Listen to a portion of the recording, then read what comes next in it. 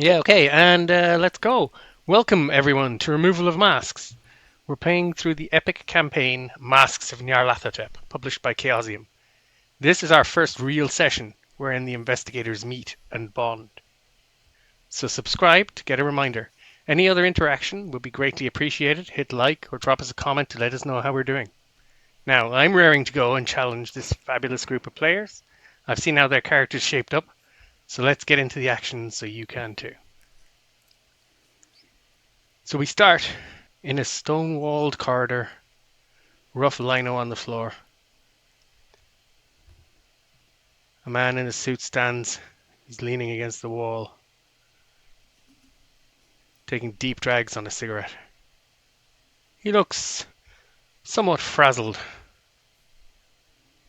He looks up and down the corridor. A beat officer walks past, gives him a little nod. He nods back, his breath misting in the cold winter air.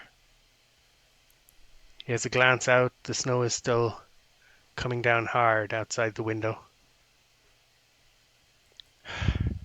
He gets himself ready, pinches the bridge of his nose, turns to the door, hops up and down a couple of times, slams open the door, barges into the room, hands down onto the table. Now listen here, see? You've been telling me the same thing. I get it all the time. Each one of you is saying the same thing. Great, your stories line up. But I don't buy it. There's too many little things that just seem not right. Just like you're hiding something, or it's just not right. Listen here. You're gonna tell me now. You're gonna tell me what happened. Let's go back to the beginning. Where did this all start? How did you all meet? We flicker. A man is outside a train station. Chantilly, France. It's cold and rainy and muddy. Army trucks roll by behind. He pulls up his collar of the long grey trench coat and he kind of cinches it tight around him to cover up the 16th Irish Brigade uniform he's wearing. Hops over a low wall and strolls nonchalantly across the rail tracks to the back of a train. Quick glance to either side, slips into the boxcar. Same man, sometime later, looking at a newspaper, kind of seems to be reading the paper on the street corner in Dublin, but he's glancing either way as if he's not really interested in what's in the paper. He's more watching out to see if someone sees him or is coming. A little article catches his eye. Quickly tears it out, sticks it in his pocket, and takes off suddenly with purpose.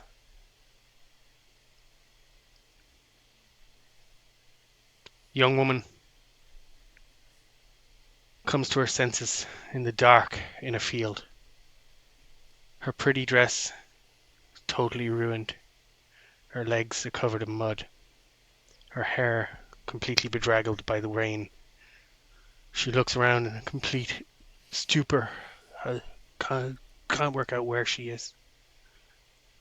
She starts staggering off through the fields, half crying, half gasping for breath. A little while later, you see that same woman chatting animatedly, hair perfectly done, clothes looking fabulous, wandering toward a zeppelin with a friend. They're having a little laugh and a chuckle as they look at a telegram and talk animatedly about what comes next. You see a woman standing on a street side. She's got a brass plate in her hand. She's trying to put a screw in. She's fixing this brass plate to the outside of her new office. Behind her, a really nice car pulls up at the side of the street. In the back, a man, every inch nobility, looks out the window, stares at her with a look of disgust on his face. His wife beside him stares straight ahead, doesn't even move. He shakes his head, says something to the driver, and the car pulls off without her even realizing it's there. Sometime later, same woman, talking animatedly with her friend. She's got bags packed, all ready to go, perfectly dressed, pulling on her overcoat. Her friend hugs her, the large baby bump somewhat getting in the way. But you can see the absolute joy in her friend's face as she takes her by the shoulders and reassures her. Cut to another young lady. She's kneeling beside a gravestone in New York, clutching an emerald engagement ring in her hand. Gentle sobs rack her body. And sometime later, same young lady, sitting over a pile of books, looking intently at a map of Peru. Newspaper cutting beside her. Also, Peru in the headline. She grins, picks up the necklace with the emerald engagement ring, slips it over her head, and smiles at a photograph on her desk as she starts getting her things together to leave. Cut to a young woman, very intent look on her face. She's poring over newspaper clippings. She picks one up, goes over to the board. She's got a cork board behind her with a whole complicated setup, lines between different clippings and articles, maps with the question marks. At the top of it all, a photo of a man, a daguerreotype of a man, who looks quite similar to her, possibly a relative of some kind. But the end of one of the threads is pinned, and the article she puts up beside it also says Peru. She pinches the bridge of her nose, shakes her head. You see her kind of go back to the drawing board. Sometime later, we see the same woman animatedly talking on a phone. She checks the clock every now and again. Transatlantic calls are expensive. But we can see she's putting on some kind of an act. She's got a big smile, animated features. She's really giving lots of enthusiasm to this phone call. But her eyes don't reflect it. Her eyes are calculating. She hangs up the phone, picks up her tickets to the ocean liner, and goes to pack her bags. We cut to a really warm day in Lima, Peru. Lima is a lovely metropolitan city. Busy, bustling. Lots of nice noises in the streets. We're just a little oppressed by the humidity.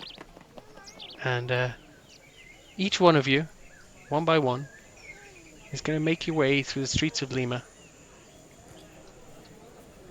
to Bar Cordano, where you're supposed to meet Augustus Larkin and find out what's happening with this expedition. First person we see is a young Irishman, not particularly at home in the humid heat of the late summer in Lima.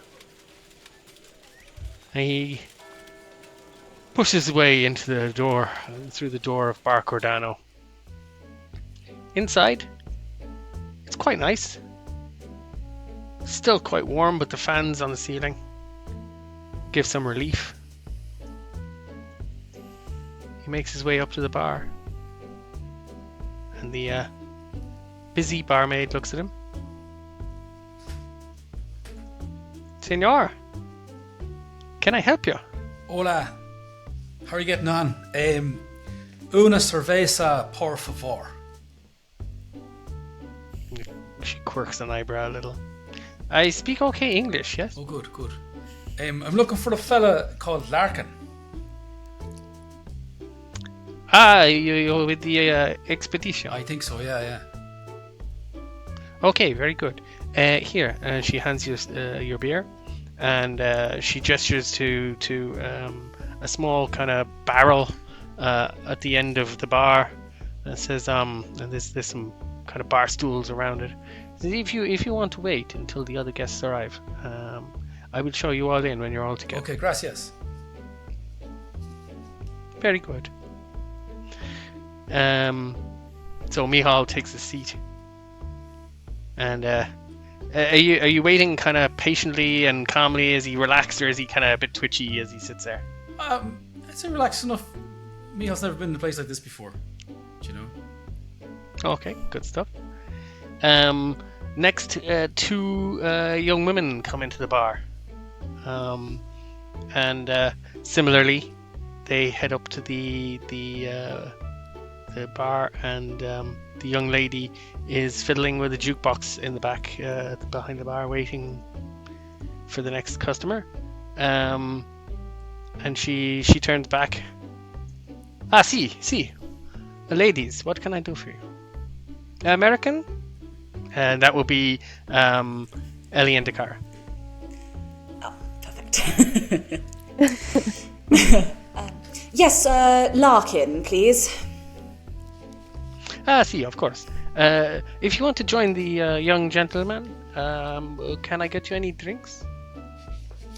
Oh, don't know if I really dare drink the water. Ruby, anything for you? A cosmopolitan would be great if one's going. Oh, darling smashing. One of those for me too, please. Okay, that's cosmopolitans. Yes, please wait with the young gentleman, and I will bring your drinks in a moment. Yes. So you turn and go down to where she gestures the bar, the kind of barrel table at the end of the bar. Mihal, do you want to describe for us who they see? They see a young man wearing kind of a shabby suit that looks like it's been through the ringer. Thin enough, not much fat on him. Very, very slightly hunted, twitchy look to him. Okay. And as you ladies come over to this table, do you want to go one after the other? Maybe Ellie first. Describe for us for Mihal who he sees. It's Love Day, I think, right? It is, yes. So Loveday started the day in the most perfect outfit that's ever been seen. Crisply pressed shirt, beautiful skirt. It's now rather bedraggled thanks to the humidity, and she's quite cross about it, but trying to pretend that she's not. She has a short blonde bob cut in the latest, most fashionable style. She saw it in the talkies the other day, and she loved it so much she had to have it immediately. And she is going to stride over and look rather disappointed that there's nowhere for her to sit, so that she can have her chair demonstrably pulled out for her by somebody else. Okay. And Ruby, you're with Loveday. You've travelled over together. It was a very pleasant trip. You've quite enjoyed the style of travel. Do you want to describe for us who Mihal sees accompanying this still well-dressed young lady who may think her outfit is shabby, but probably isn't that affected by the Of course. the weather? So, my name is Ruby Fontaine, and I've travelled over with Loveday. And I think that even though the journey has been pleasant enough, I think I still feel a little exhausted from the trip, a little uneasy. But I whack on a smile, I introduce myself, and look forward to my drink, first and foremost. Always a pleasure to meet new people and look forward to the journey ahead. Okay, and what does Ruby look like that Mihal can kind of get a sense of who he's looking at? She's very well put together. She's got dark hair, all kept up in a tight clip at the back, pearls, very very well dressed, lovely flowing dress, the flapper-esque lady. And looks as though a little out of place where she is. But next to Loveday, I think the confidence is growing while stood next to her. He looks after her well. Okay, super. And so, Michal, these two young ladies walk up to the table.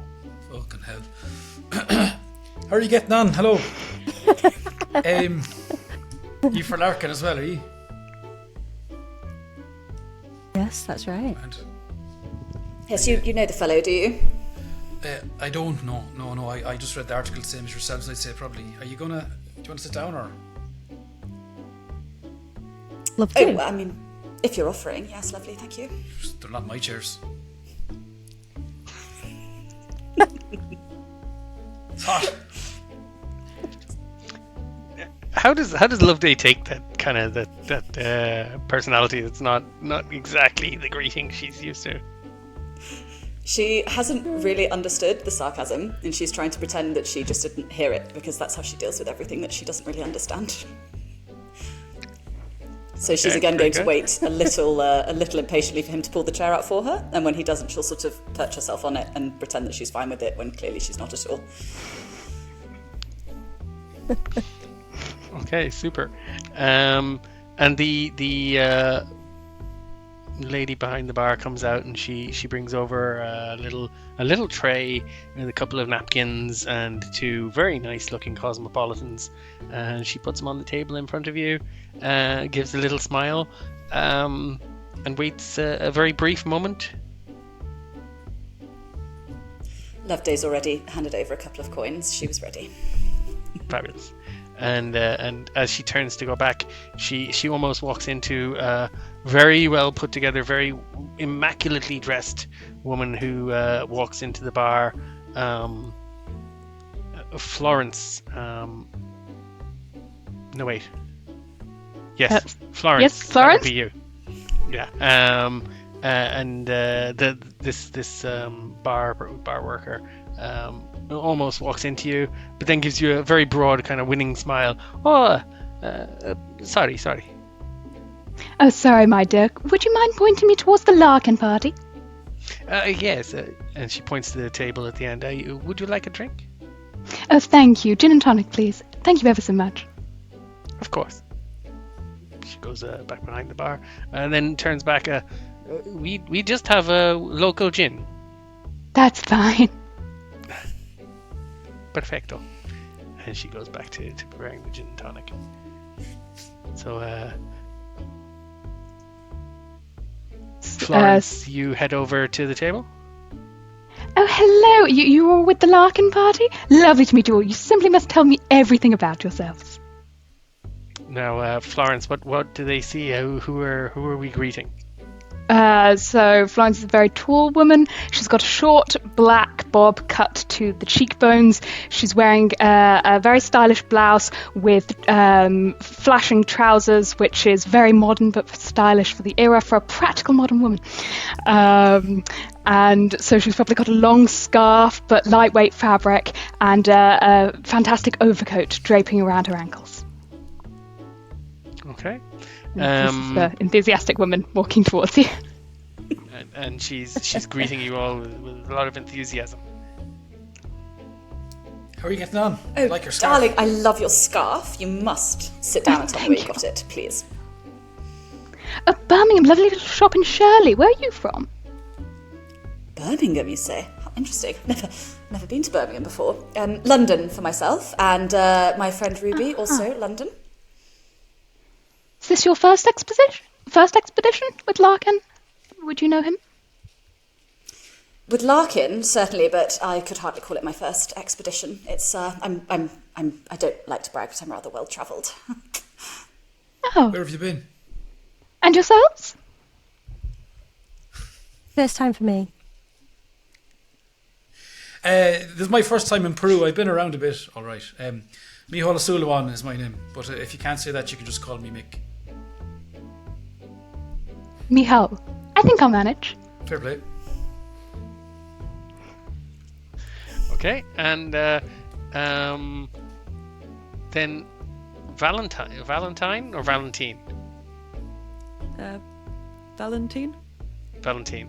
Valentine walks into the bar, strides purposefully up to the counter, and waits for the young woman who's now trotting out with a gin and tonic. She gives you a little grin as she goes by and a little nod. A few more people have come in the meantime. The bar is starting to get a little busy. But she doesn't look like she's flapped. She doesn't look like she's going to let there be any pressure on her or anything like that. And as she kind of gives you a second glance as she goes down toward the table, she arrives. She puts down your gin and tonic, Florence, and she says, "I think this is your last person. Maybe you want to go into the main dining area. Senor Larkin will be waiting for you. Is there anything else I can get before we go in?" Nothing else for me, thank you. Thank you. All good, cheers. Oh, excellent. Perfecto. And she turns around and she goes back to you, Valentine. Sorry, what can I get you? You are looking for Larkin as well? Oui, Monsieur Larkin? Je ne parle pas français. But I speak English? Ah, excellent. Or Spanish? Espanol? No, English is perfect. Okay. Senor Larkin is these people are going to join him. They were waiting for you.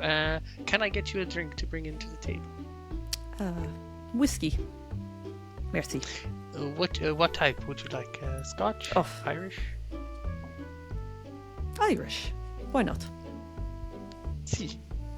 And she gets a bottle down and very quickly pours you quite a generous shot of whiskey, and hands it over. Don't she says as the rest of you are sort of seem to be probably gathering your things.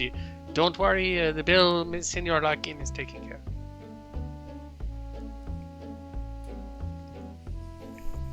So Florence, you're standing there. You've got your whiskey, and this other group of four. They don't seem to be making any immediate movements to get their things together and go into the back room. So are you gonna go over to them, or are you gonna go straight into the back room? I will go over to them and I shall speak to them. Shall we head on in? You are here for Monsieur Larkin, yes? Yeah. Larkin, Yes, yeah. that's right, yeah. Well, shall we? Are you Mrs. Larkin or? Oh, no. I am Valentine Beau. I am a student of history, and I study in New York. I am here to see Monsieur Larkin, same as you. Oh, okay. So shall we? Yes, let's go. Yes, lovely to meet you. Okay. So you get yourselves up and get things together, and you go into the back room. As you walk in, you'll see the scene has changed in Roll20. You're shown to a table with three gentlemen sitting at it already. There's a youngish man with kind of pale skin, sitting at the top of the table.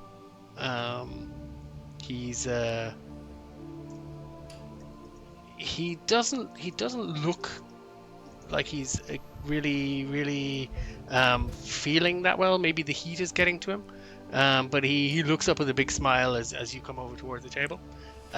Sitting beside him on his right, there's an African American man with a little fedora on. He's smoking a pipe. And if you all want to give me psychology checks, you might notice something as across the table from him, there is a man his age is hard to make out. He's got an kind of olive complexion, probably Latin descent. His hair is not as neatly combed as who you assume to be Augustus Larkin. He's got quite a wide mustache, a kind of classical Spanish mustache, and he's sitting arms folded, looking quite intently across the table. So how did we get on the psychology checks? Okay, Valentine, you pick up a little bit of tension. You get the sense that all is not fantastic between the African American gentleman and the man across the table from him. They haven't broken eye contact as you guys walk toward the table, which is a bit unusual. And they neither of them is kind of interacting. They're not talking. They just have eye contact, and it, to you, it just seems a little uncomfortable. And to the rest of you, you're more kind of taken by Larkin's greeting. He pushes back his seat and he stands up eagerly. Friends, come on in. Sit down. Come on, take your seats. Wherever you want to sit. It's so nice to have you here. I'm looking forward to this fantastic adventure together. So, how are you going to arrange yourselves? Are you going to just sit at the first seat you come to, or is anyone particularly going to try and sit beside anyone in specific? I'm probably going to get the closest seat I can to our host Larkin. I'm very interested in talking to him. I am happy to pick a seat where I can observe everybody. I like to watch people. Okay. I'll sit as far as I can, I think, down the other end of the table. Okay. So as you take your seats, you kind of get a better look at everybody as Larkin introduces each of them. Larkin starts with himself. He's kind of got greasy blonde hair, pale blue eyes, and his linen suit seems a bit baggy on him, as if he's maybe lost a little bit of weight. Okay. He gestures to the African American gentleman and says, "This is Mr. Jesse Hughes. He's an American, and he's going to come along. He's a folklorist. He's going to help us get to the root of some of the myths and folk tales that are at the heart of what we're trying to do. And on my other side, this is a very good friend of mine, Senor Luis de Mendoza." And he says that with a very kind of not good Spanish pronunciation in any way.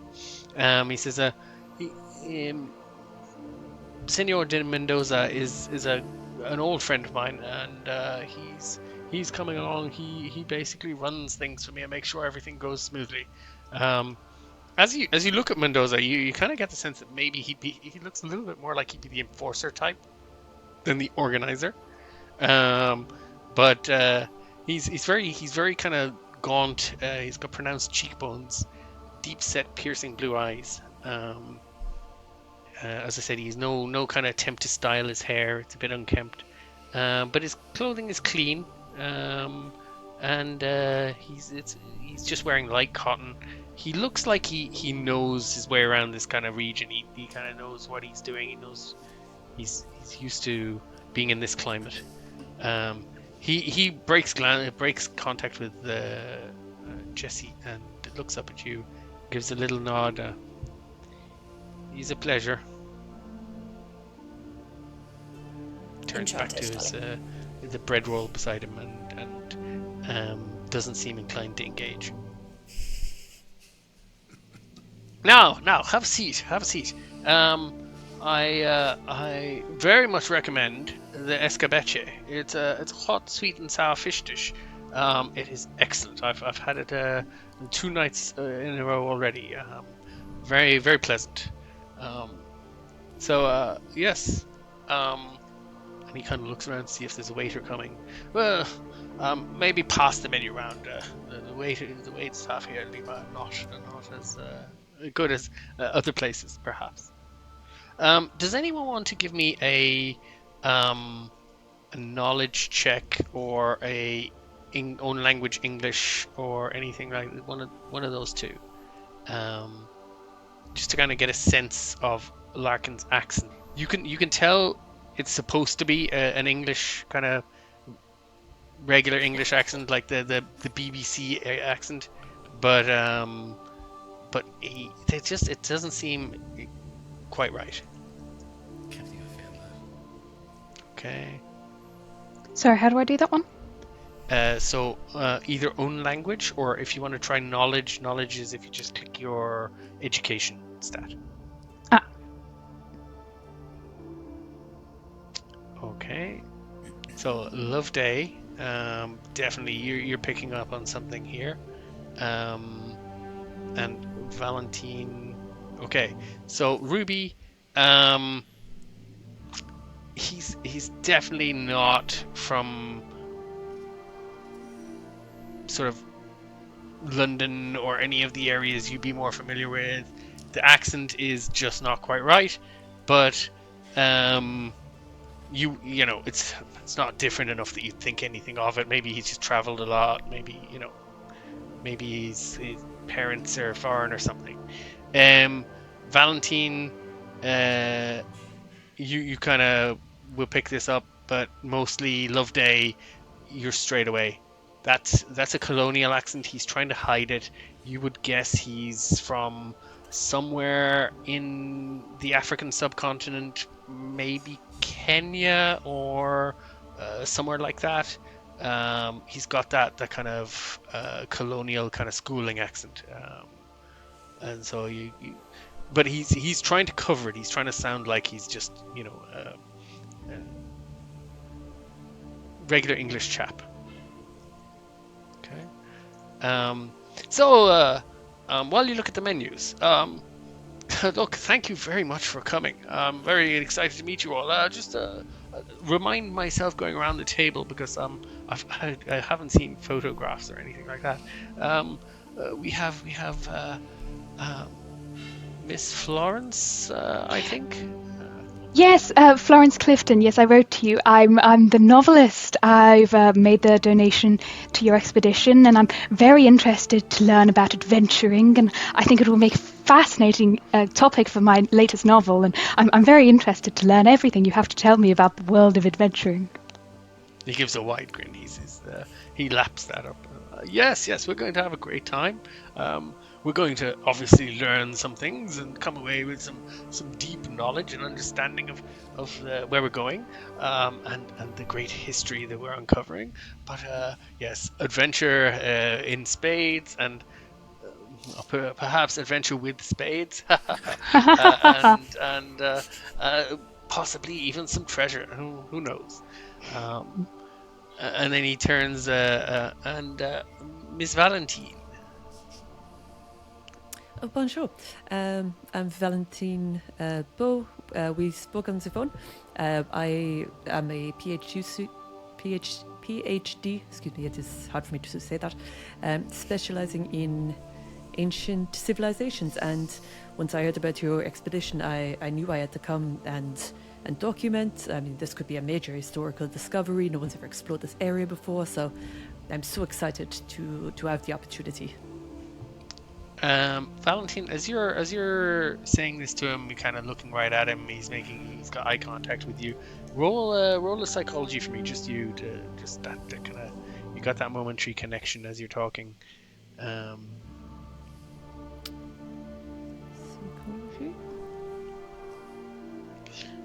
Okay, success. You notice when you mention being a PhD student, a very kind of slight tightening around his eyes. you're not sure what's under there, but definitely there's something. Whether he's reading you or whether he's maybe not happy to be reminded of your education, or I don't know what it is that you don't kind of get anything deeper than that, but definitely a little tightening around the eyes as you mention it. Excellent, great to have you on board, and I'm sure we'll benefit from your studies, and your help will be invaluable. I'm sure it is. I'm sure it will be. And young Michael. That'll be me, Hall. Sorry. One eyebrow kind of quirks a little. Look, no, I get that it's tricky sometimes, especially for an Englishman like yourself. If my friends call me One-Eyed Mick, so if that's the way you want to go, that's fine as well, you know. One-Eyed Mick, very good.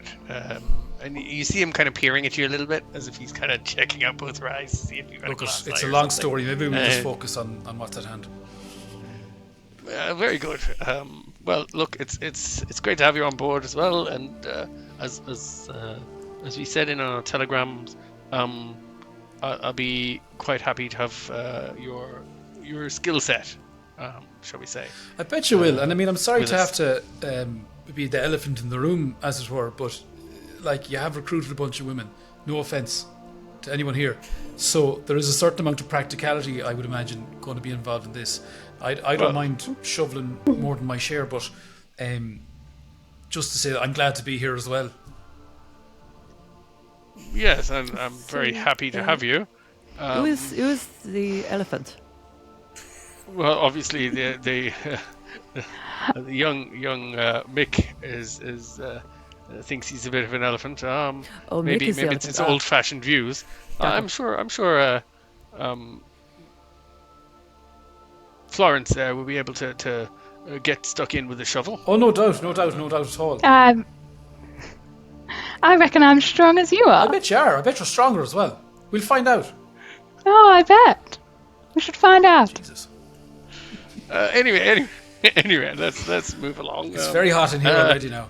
I'm delighted to be here. Miss and Llewellyn. I think it's going to be great. Well, I have to admit now, my own motivations aren't quite as altruistic as the rest of them. Gold was what got the mention of gold now was what got me down here.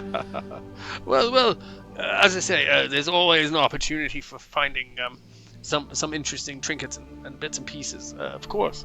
But knowledge is our main goal here. Right. Learning about these hidden secrets of the Peruvian past. But you, Michal, and everyone here, you don't need a psychology check to see. As he says this, you can very much see the little gleam of gold fever is definitely in his eye as well. He's like, when he says trinkets, it's with as if he's enjoying the taste of the word. So anyway, Miss Llewellyn. Yes, well, I can't say I'd mind a little gold, but really I'm just here because I really feel that this could be the opportunity to rival Bingham and find another Machu Picchu. I have full confidence in our party, and I'm very much looking forward to, making one of these lofty discoveries, writing my names in the history books and all of the wonderful things. Both of his eyebrows practically hit his hairline when you started mentioning Machu Picchu and showing that you kind of know what you're talking about. Oh yes, absolutely. I completely agree. Your donation was very much appreciated as well. The funding is always important for this kind of thing, and he gives you a sour look at me, huh? But yes, absolutely. Peeling back the layers of history. That's going to be absolutely key. Very much looking forward to our journey. And he looks at you, Ruby, and you can see him reaching and struggling as if he's kind of trying to remember. Miss Fontaine, is it? Ruby. It's Ruby Fontaine. Very good. I'm here to obviously keep Loveday company. And I'm here to party as well. I'm not here for, the enjoyment of the entertainment world and if we get to discover things along the way, I'm all here for it. So. Of course, yes. Here Discoveries. for a good time, not a long time. Well, absolutely. Cheers I would to like that, to get darling. started Cheers. as quickly as we can. Yes. Yes, absolutely. I would love to get started as quickly as we can. Monday. It's currently Saturday, and he's like, Monday. If we could start on the road, that would be great. But let me just get into some details. Tell you a little. Here's the young lady to take the orders. And a different young waitress comes in. She looks a little more harried. The tables back here are quite busy. And so she just goes around quickly, takes your order. Is anyone going off menu or trying to go for something unusual, or is everyone just going straight from the menu? I'm probably taking the recommendation that was mentioned Escalante. earlier. Yeah. Okay. So she takes your orders, heads off, and the food doesn't take long coming to the table. But while you're waiting, Larkin gets in. So the idea is we're going to head up to the Highlands. Okay. Just past Puno. Okay. Up near Lake Titicaca. We're going to find a lost pyramid. Okay. As we say, if there's some valuable artifacts to be have, that would be fabulous. We should at least come away with some income or wealth from this. But yes, academically, any of you who want to make your name as an explorer or a historian or going on this kind of dig, trust me, this is the expedition for you. We really I think we're onto something here. A few years ago, I was traveling around exploring the area near Puno, and I came in contact with this alpaca farmer. He sold me a couple of very interesting items, and he told me that his grandfather had got them from tunnels beneath a pyramid high up in the mountains. His grandfather never gone back up. He was superstitious, and when he talked to his neighbors, they told him that he was crazy to be up in that region, and it was dangerous up in the mountains there, and the pyramid was haunted or some such nonsense. But he said there were other treasures in the tunnels, far more than he could carry. From the sound of these items, it sounds like they're of very interesting historical significance. Now, the farmer couldn't give me a precise location. Okay, so I've spent some time doing research and digging, trying to find out where this could be. I'm quite certain this pyramid exists. I'm quite certain from local tales and a few rough surveys that were done years ago, I have uncovered where it is. So I think we have this great opportunity to get up there and be the first educated people who aren't going to be scared away by superstition, to be able to get in and find the secrets of this trove of knowledge and treasure. Anyone want to give me a psychology check, please? As he's kind of rummaging around in a little leather messenger bag he has beside him.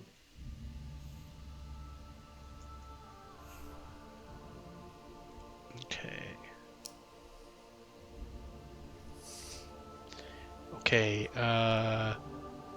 Saorla, Ruby, Florence, Ruby, and Valentine. Valentine, Ruby. Valentine and Ruby, just you. You you think he's not telling the full story, but he doesn't seem to be. He doesn't seem to be completely whitewashing or it's not hogwash, but he seems to not be giving you the full story about what this business with the farmer. But it certainly he does believe there's a pyramid and that there's items, that there's things of value up there. And as you're kind of putting two and two together, he puts down two items on the table. One is a pendant. It's in the form of a man holding two rods or staves, and it's embellished with rectangular shapes. The other is a golden cup carved with geometrical patterns and circles, inlaid with turquoise. Anyone kind of having a closer look at them? I'll have a closer look. Yeah, I think I'm leaning. Where did you get these from? So these are the items that were sold to me by the farmer that his grandfather had found. Michal, as you kind of lean in, you're looking, and the color looks right. They could actually be gold.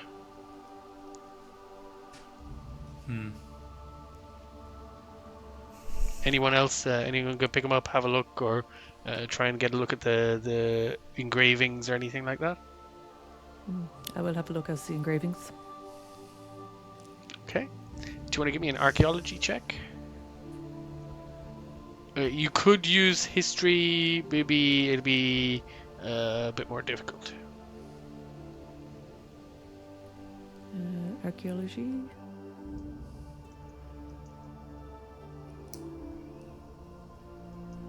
You have a look. They're heavy. These are probably gold. Where they're from, any of the finer details about them doesn't really mean much to you. But you manage to look kind of somewhat knowledgeable and interested as you kind of turn them around and examine them. Oh, these look authentic. Yes, of course. Yes. I've had them verified. I've spoken to a few experts, other than myself, of course. But I wouldn't just rely on my own knowledge. I've had this verified by some of my peers. These are definitely authentic. And are they gold, Mr. Larkin? Yes, absolutely they are. Do you have a lot of experience with these sorts of artifacts? Yes, I've been on many digs. From when I was young, I assisted on things like this in the African subcontinent. These days, I run expeditions of my own. I've never had a breakthrough or a discovery like the one I'm hoping to get here. This is why I'm being quite cautious as to who I bring along, because I want to be sure that we don't have our thunder stolen as has happened to me in the past. I mean, we haven't made any big breakthroughs, but anything I've kind of come across in previous expeditions, the credit has always gone to someone else. Whether it's the funder or the sponsor or the person who's put the dig together, there always seems to be someone who wants their name at the top, and the rest of us are left out as not even a footnote to history. I won't do that with you, of course. You'll all get credit, and your names will be right there beside mine when we uncover. Kind of moves back in his seat a bit. What have you found in the past? You never said. Oh, things here and there. Like what? Historical sites in Egypt. He kind of looks a little flustered for a second. Even because I've not constrained myself to any one geographical region. When I was young, I would just go on whatever dig was going. I've been even to Scandinavia, picked up some of the Viking history. Oh, that's fascinating. But plenty of interesting artifacts over there. He gives you a quizzical look. Really? I loved the Vikings as a child. Oh, okay, yes. Anyway, look, we're in Peru right now, and Yes. Happy to answer any questions you have. I've got a question for you, Mr. The Larkin. idea will be to get going. Oh, yes. It's go more ahead. a question for Mr. Mendoza, actually, if you don't mind. Contrary to what he says, Michal, he doesn't look particularly happy for another question to be going from you. That's all right. I was actually wanted to ask Mr. Mendoza, you're Peruvian yourself, are you?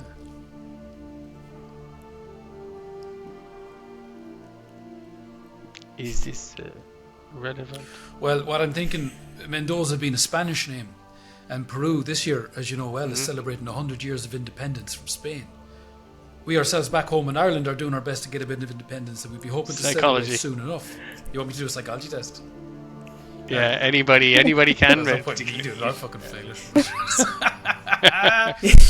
Well, what I'm Love saying Day's to just Mr. done a Mendoza massive is, eye roll in the background. oh, look at that! I did it! Oh. Okay, so for anyone, as this is a little mechanical thing, for anyone as you're doing these checks, so just make sure that there's none of your skills have a mark beside them. You know, the little yellow dot. Make sure none of them have a dot beside them. But as you succeed with one of these skill checks, just put a little dot beside it and mark it, because that's how you improve later. After when you get a time to kind of rest and think back over your experience. These skills could potentially improve because you successfully use them, so you learn through doing. Okay, so definitely for you, Michal, ticking psychology. All the help you can get on the psychology front. Okay, so Michal, you passed there. As you mentioned the independence from Spain. There was a little bit of a flaring of nostrils from Mendoza. I bet there was. I suppose what I'm getting at, Mr. Mendoza, is you being a sort of a descendant of the colonisers and all that. I'm just sort of thinking, where do we stand vis-a-vis the old indigenous people and the Peruvian authorities? If that wouldn't be too nosy of a question. I mean, here we are, a bunch of Europeans coming in, digging up all their stuff. We have all the required permits. Great. Everything has been done as. Mr. Larkin, Senior Larkin, is very good. He knows what he needs to do. And do you speak Quechua yourself, Mr. Mendoza, or who's going to be translating for us when we go up there? Larkin says most of them, most people here will speak Kikuyu or even Spanish. I'm quite proficient in both. But yes, Senor Mendoza here can assist me if needed. Great. Jesse Hughes gives a little bit of a huff through his nostrils as Larkin says that.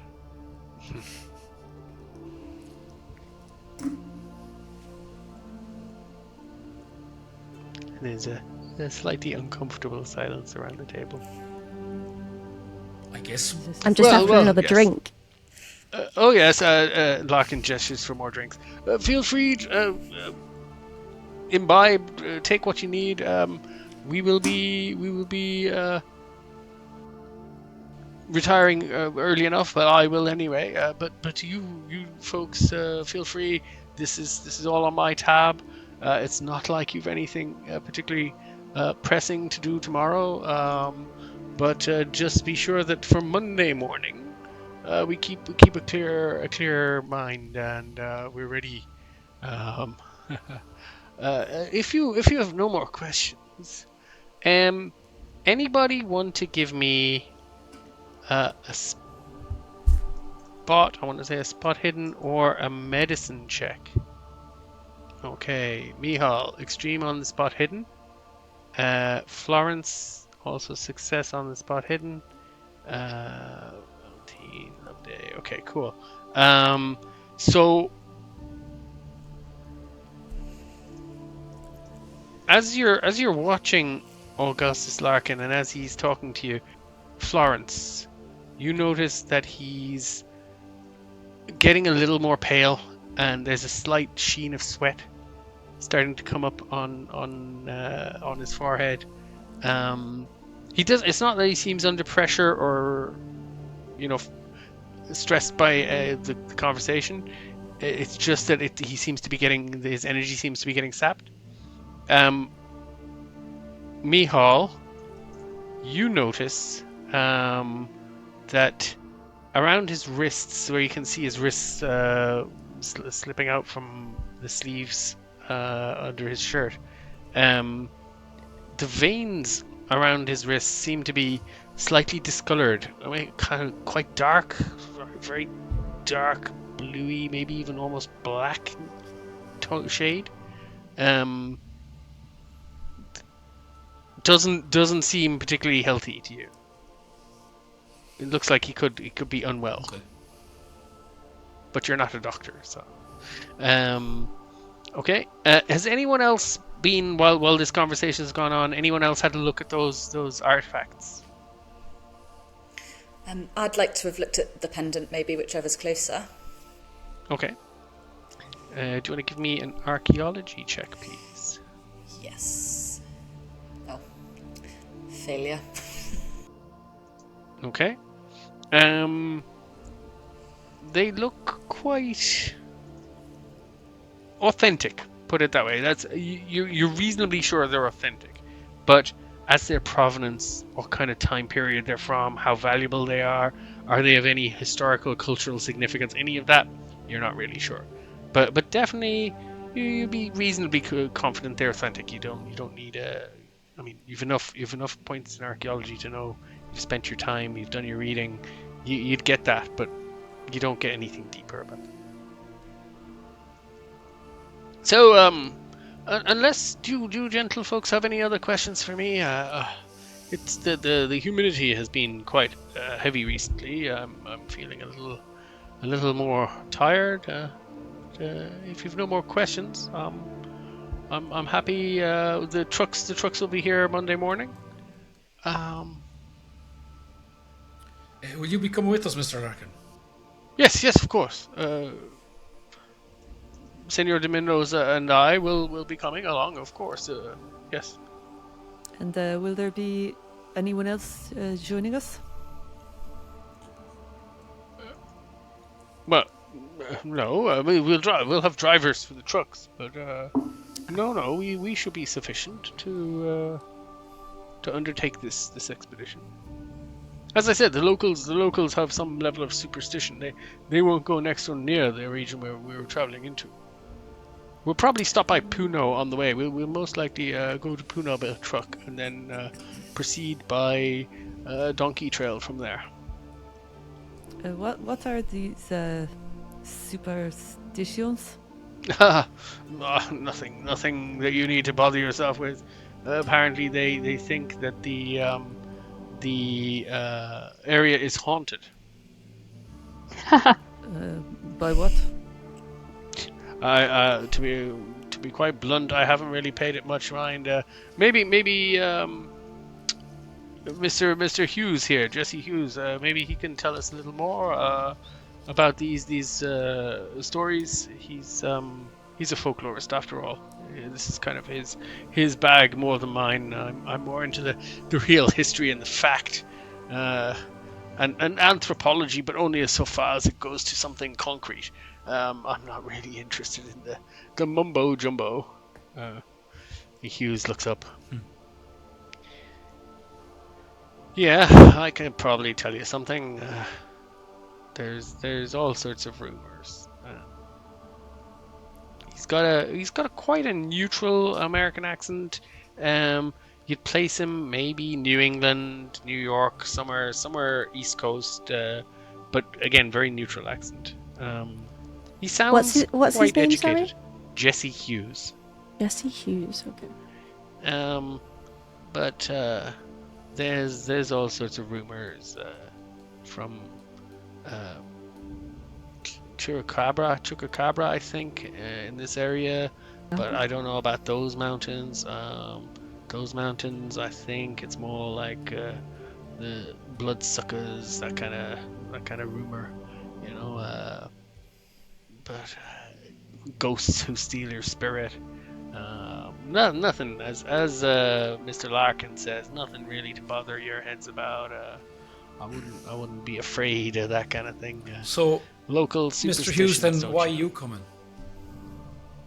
If it's not Well, real. because partly I want to get more detail. As you can see, I've never really got into the folklore of this area so much. But maybe we don't want to keep Mr. Larkin. He's as he said, he's a bit tired. Unless we have any more questions for him, maybe we could, if you want to shoot the breeze about the local superstitions and why I want to. See, I'm writing a book about local stories and folklore of this area, and also I'm gonna help maybe discern and decipher some of these tales for Mr. Larkin. Do you want, if you want to stick around? And Larkin goes, yes, that would be great, Mr. Hughes. Senor de Mendoza, shall we make tracks? And Mendoza kind of puts his plate away, kind of. He's picked over his meal a little, but not really got into it yet. But he just shakes his head. I am done. We can go. Oh, very good. So 8 a.m. 8 a.m. Monday morning. Now, for all of you, your rooms are at the Hotel Maury. If you haven't been there already, I mean, the telegram said. But yes, 18th. Today's the 18th. We're leaving on the 21st, Monday. 8 a.m. sharp, and you'll meet me at shall we say 8 a.m. at the hotel. Sounds perfect. Sounds good. Very good. At the Hotel España. That's my hotel. Not the Hotel Maury where you're staying. The trucks will be meeting me at my hotel if you don't mind. So I hope you don't mind getting up early and making your way over to the Hotel España. Why are you in a different hotel? I'm not inclined to splash out on the luxuries and the quality accommodations for myself and Senor Mendoza. And he looks apologetically at Mendoza. But I didn't think you folks would want your first days in Peru to be quite in the level of discomfort we are staying in. I thought you might appreciate a slightly more upmarket hotel. Quite right. We do appreciate it, Mr. Larkin. Thank you. Appreciated. Seems strange, but okay. I can assure you, I did consider changing when I booked the rooms for you. I did think about moving over, but the lovely Senora Cuprina, who runs the Hotel España, I just couldn't bring myself to disappoint her by taking my business elsewhere. She's a charming old lady. Don't irritate her when you come over on Monday morning. She will chase you down the street with her walking stick. Oh gosh. Yes. Nothing like that at your hotel, of course. The Hotel Maury is quite a civilized place. It's well known for its pisco sours, by the way. A lovely drink by all accounts. I'll definitely be giving that a try. Anyhow, and he gets up and he's noticeably sweating now. You kind of all see it. And he kind of takes a second to kind of gather his strength and walks out with de Mendoza, and neither of them give you a backward glance. And Jesse Hughes kind of gestures and waves someone over. Can I get another round of drink for the table, please? And you see him, he glances up, kind of checking to see if Mendoza and Larkin have gone yet. So, you were asking about the folklore and the fairy stories and the local superstition, yeah? Oui. We'd like to hear it. Look, I'll come clear.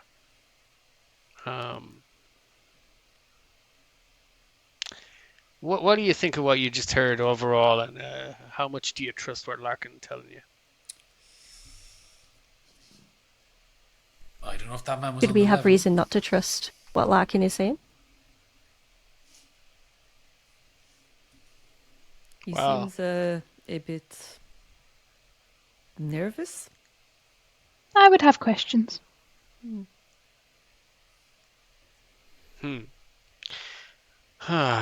Look, my name isn't Jesse Hughes. My name is Jackson Elias. I'm a writer. Everyone, if you want to give an education check, knowledge, or if you've got occult, you could roll occult instead. So Mihal, education, hard success. Okay. Valentine, education, and Florence, education. Okay, so the three of you, Valentine and Florence, the name is familiar. Mihal, you kind of read bits and pieces like this because of your interest in kind of the fairy stories and folktales and dabbling in the occult. So for the other two, the name Jackson Elias it's familiar. You might have heard it. You're not sure where.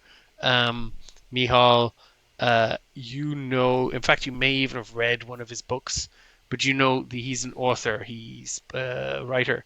He specializes in books about strange and violent cults. Okay, you've read his book Sons of Death, about modern day thuggees in India. Modern day what?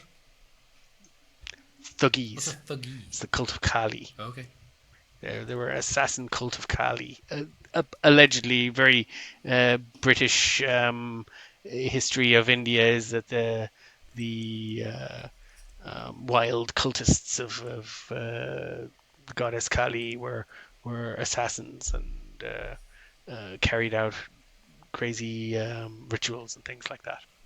But he wrote a book about it, exposing the reality of those beliefs. Okay. So he says, yeah, I've been researching a new book about secret societies in Peru, specifically around the Lake Titicaca area. I've been traveling around a bit looking for evidence of what I think could be a centuries-old death cult in this area. So I'm sorry, did you just say cults? yes, cults, death cult. I'm not sure how I feel about this. Yeah, so this is why I wanted to let you know what you're getting yourselves into. Larkin isn't really telling you everything about where you're going. This region definitely has quite a dark history. Yeah, so also a few things you should probably know about Larkin. Now, hold up a second now. Sorry. You told us your name was Jesse. Now you're telling us who you really are.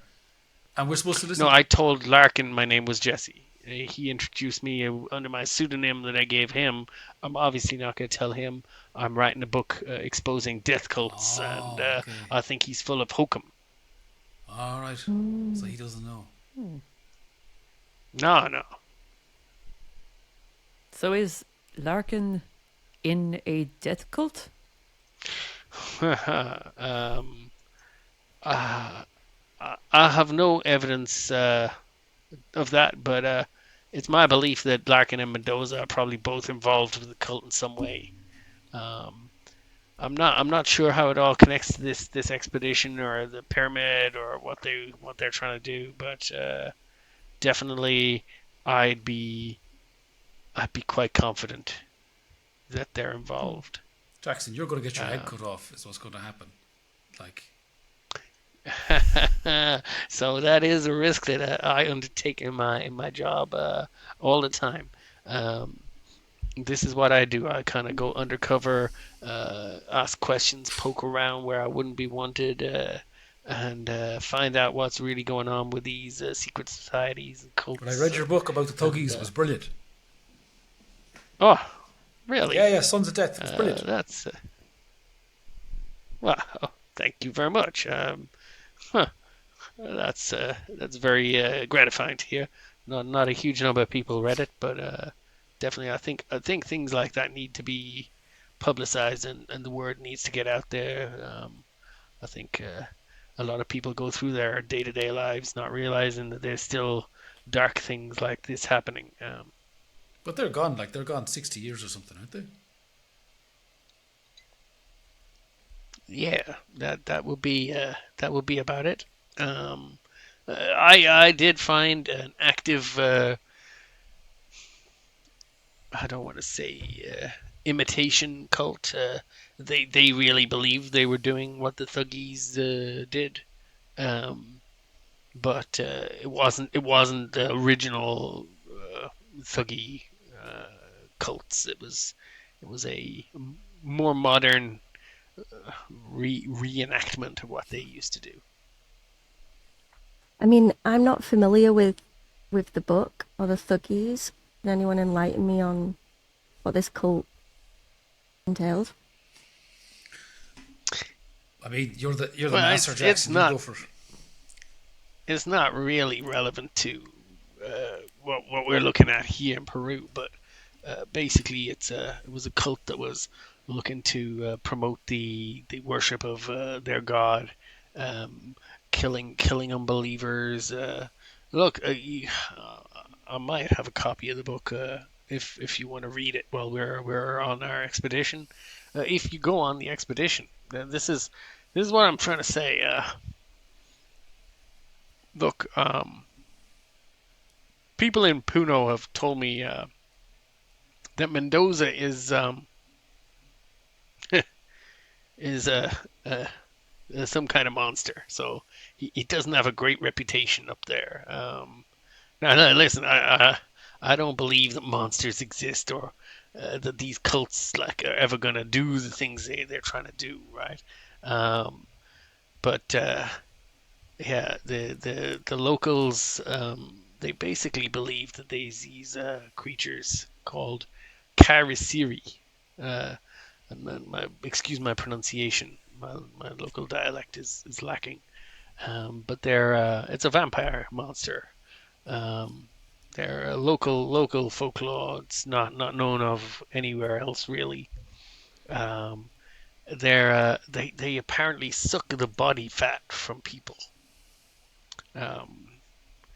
I think this kind of story probably came with the arrival of the conquistadors in the 16th century. This Karasiri business, they're always supposed to be Caucasian, so and a lot of them are described like Mendoza is described, that kind of same kind of intense look, the gaunt features, the haunted eyes, and the pale skin, well, paler than the indigenous folk. I mean, I'd just like to pull Loveday aside for a second and just say, are you sure you want to do this? Should we go along with this? I'm a little uneasy, to be honest. I mean, darling, it sucks the fat from your body. We could take it back to New York and make a killing. I mean, I trust you, so I will go along with whatever you say. If you think we should go, we should go. Anyway. It's just If you're sure, nonsense. if you're sure. Jackson is sitting there and he's pointedly trying not to listen as the two of you are kind of having a little conflap to the side. I think you should all be kind of asking yourself these questions. Do you really want to get involved? Well, tell me this, Jackson. Well, I don't I believe like in. the sound of monsters. What does he want? Who, Larkin? Yeah, what does he want from us? This is what I've not been able to work out.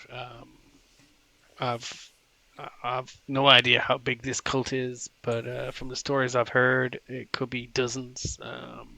I'm worried they may be trying to lure people out there to undertake some kind of ritual or do some kind of sacrifice or something. He's been overall behaving quite suspiciously. Aside from the rumors about himself and Mendoza, there's a professor, Professor Nemesio Sanchez of the National University of San Marco. He's interested in joining the expedition, but Larkin has completely ignored his request to do that. he believes he has some old documents and artifacts related to the site at the university. I was going to go and see him tomorrow, meet up, see what he's got, see if there's anything that I could use to find out what exactly Larkin is up to, what he wants. You look, if you're sticking around, you're welcome to come with, or you're welcome to bury your head in the sand, come along and just pretend none of this is going on, and I'll keep going with my investigation. But I didn't feel right letting you walk blind into this. You all seem like nice folks, if perhaps a little naive, maybe. Thanks. Well, I, for one, would like to join you on your investigation. Sounds fascinating and rather fun. And I'm not scared of any of these ghosts, and I can perfectly defend myself, so I'm coming along. I kind of thought you would. You seem to have something of an agenda. So I guessed you might be sticking to your guns anyway. Ah, don't we all? You could say. Jackson, would you be able to give us a minute to talk among ourselves? Is that all right? I'll go to the bar and then the gentleman's room, and then I'll come back. So he gets up and he heads over to the bar. You can see him chatting with the lady there. Florence, are you mad in the head? It's just you five.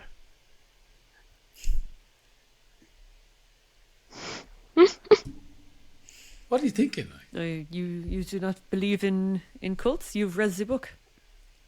I haven't read the book. He was the one who read the book. Yeah, I read the book and I know enough not to be messing around with vampire colonial monsters. Like, look at. Do you actually think it's real? No, I don't, but I think they're all mental, and I don't think that we're here for the good of our health. So, look, maybe tomorrow we should go along with Jackson. He seems on the level, but Monday morning, I think we should all be out of here. Like. Well, it's not unheard of to, for cults to exist and, kill people. So I suppose just consider that. I'm still going. I really don't like the sound. I really don't like the sound of these cults, to be honest. But I thought you wanted to suck the fat away. That's Loveday. That's all Loveday. That's not me. I'm going to ask everyone to roll psychology checks for me, please. I'm not having much luck here. Excellent. I'd love to see it. Valentine, as you say that, and as you're saying what you're saying, when Ruby says she's not liking the idea of the cults, you spot a kind of an underlying, almost like a tremor in her voice. That it's not just that she doesn't like the idea of cults. It seems to you maybe that she's got some experience that's unnerving her. That she's. But again, it's just an observation. It's up to you whether you dig into it or you put that in your pocket for later. And then Florence. As Valentine is going on, she was very clear that this isn't a good idea. It all seems a bit sus. But then she very quickly pivoted to she's going anyway as a kind of a throwaway line there.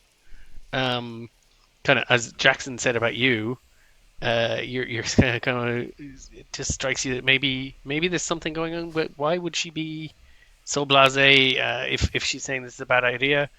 It's almost like she also has a little bit of an agenda. But again, it's just an observation. Maybe if you just want to put it in your pocket and consider it later.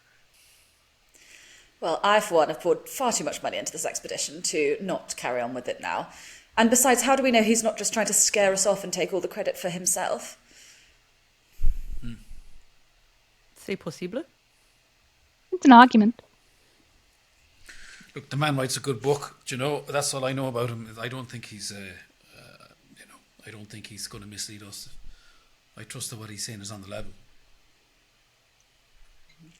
Should never But that trust doesn't a mean man. it's a great Anyone idea who for writes us to a go, book. like, you know.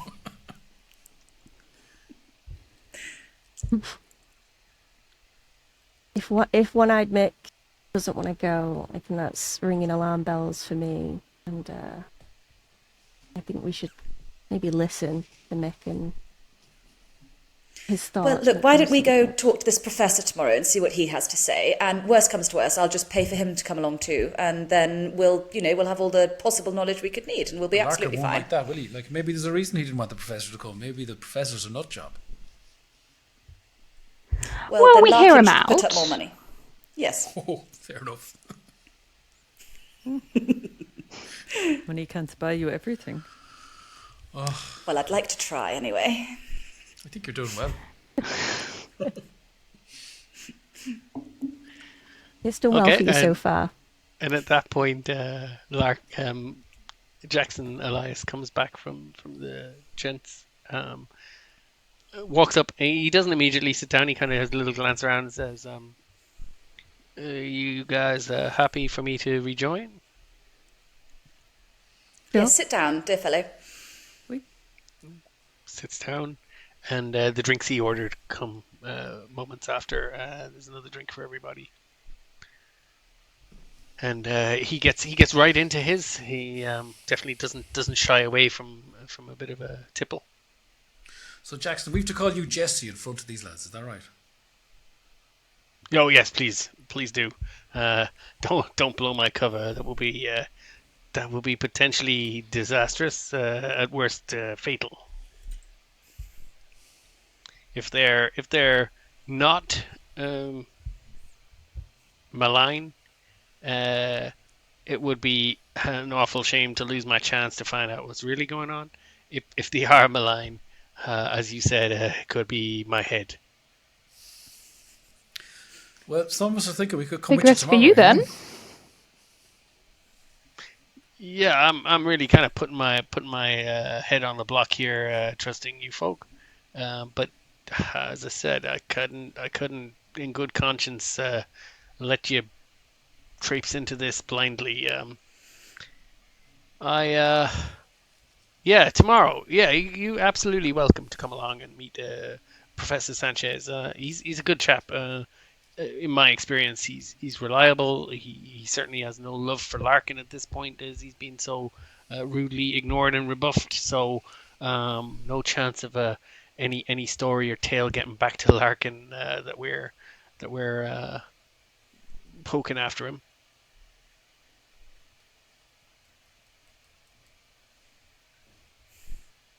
So I'm gonna go back to the hotel. Maybe get myself one of those pisco sours.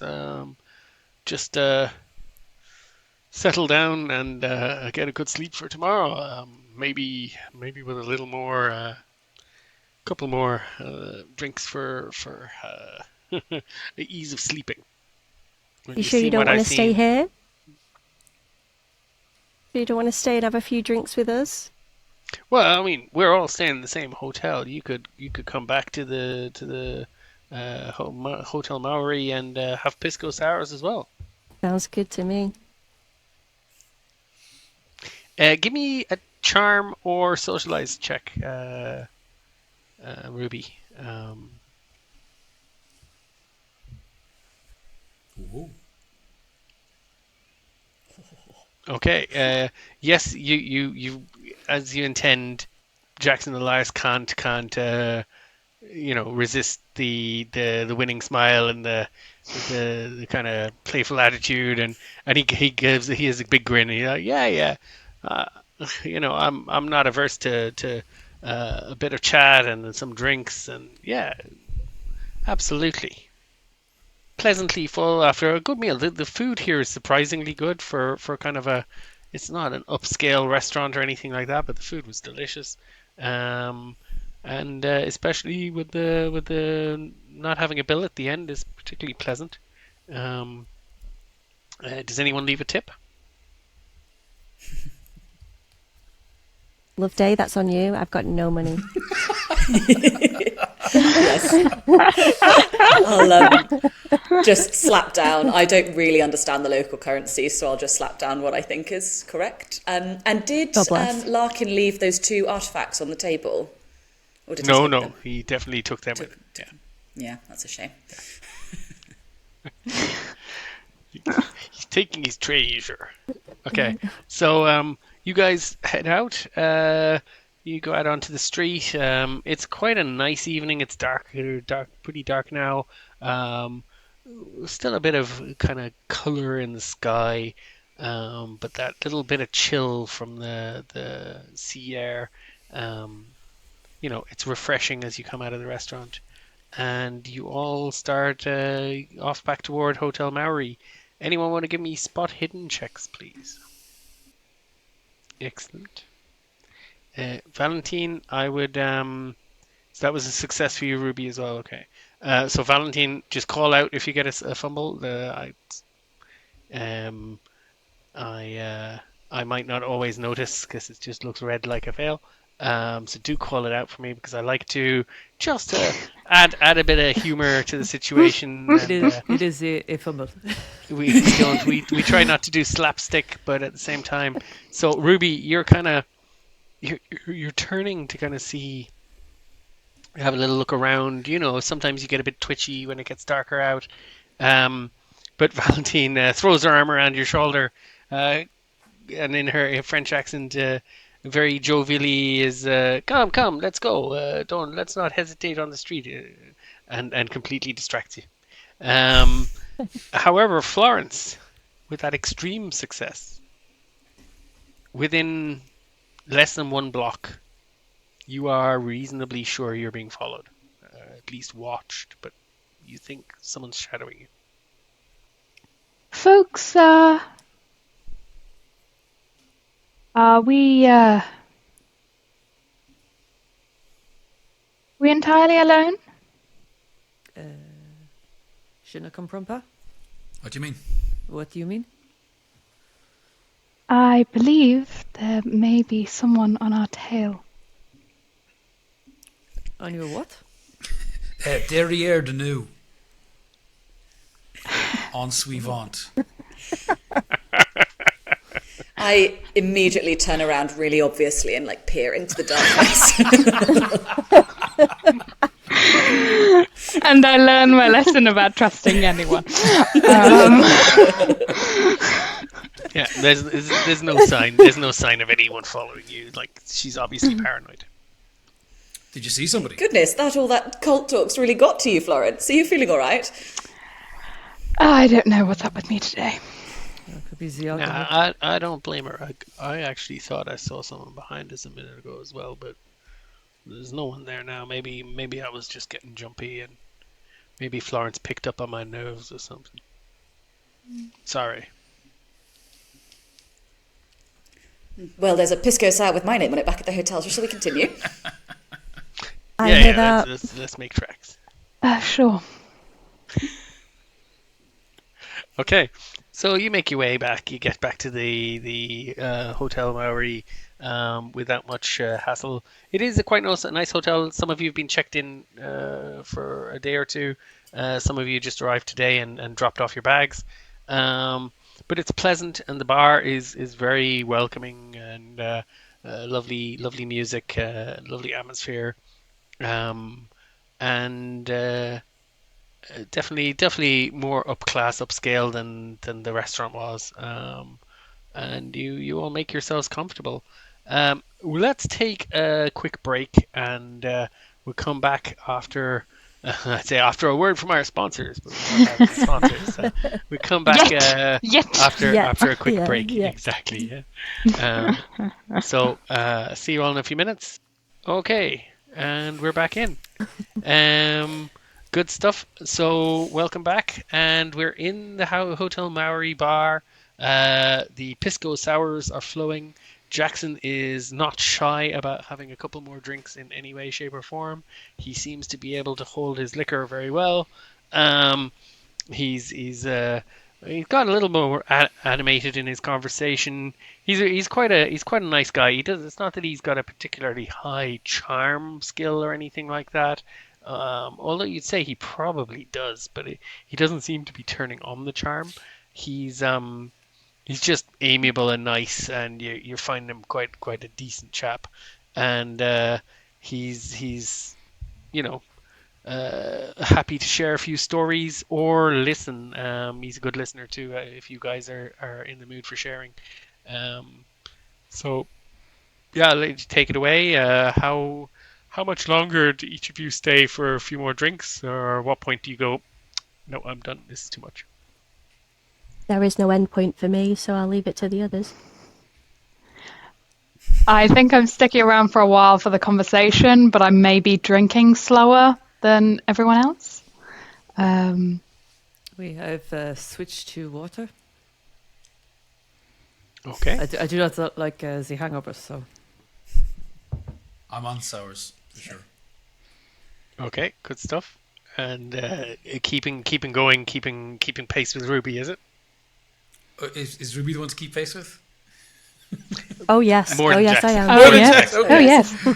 I'll keep pace with Jackson. Michal, you've met people like this in your kind of social circle, not the same kind of society level partying, but the I'm going to be the one setting the pace of the drinking, and I'm going to be the one telling the stories and having a laugh, and it's that garrulous fun personality that's keeping everyone else entertained and making everyone else enjoy the moment. And yeah, you'll be keeping up with her if you want to be at the front edge of the drinking. She's the one to pace. Cool. Well, if you want to pace yourself back a bit and not get too intoxicated, fuck it. Yeah, okay, you're going for it. Okay, and Loveday. The spirit is willing, the flesh is less so. So I'm going to have 3 more drinks with the full expectation I will be with Ruby until the end of the night. But at 3 drinks, I will just shut down. My constitution will fail me, as it always fucking does, and I'll have to take myself off to bed quietly and hopefully without too much shame. I appreciate the trying. I will have Ruby and Michal make constitution checks here for me, please. Oh shit. Michal, I'm gonna say it's harder for you because you're not a professional partier. So I'd like a hard success for Michal, a regular success for Ruby. Oh, sorry, I rolled a normal one there. Oh no. So how do I roll for hard one? No, that's fine. It'll tell you if you get hard. If you'd rolled a 25 or below, it would say hard success. Okay, so I got a regular success. Gotcha. Okay. Yeah. And so Ruby gets more and more chatty and garrulous. And tell us how this goes, Ruby. You're finding these pisco sours somewhat more potent than the drinks back home. Interesting. So, Mick, how did you lose your eye? I didn't. I still have it. Look. I thought you were called One-Eyed Mick. I am called One-Eyed Mick, and I'll tell you what, I'll have a deal going, right? If you could tell me... Jackson Elias puts his hand over his face as if he's expecting this to be something Jackson, inappropriate. Cool, man. Actually, do you know what, Jackson? I'm going to call you Jesse for safety, right? Because otherwise I'll get mixed up in front of the vampires. Right. Here's the deal, right? If you can tell me why my name... No. If you can tell me why they call me One-Eyed Mick, I'll buy you a pint. And you have enough clues to be going on, to be honest. Don't worry about it now, because you're not gonna this is gonna have to sink in.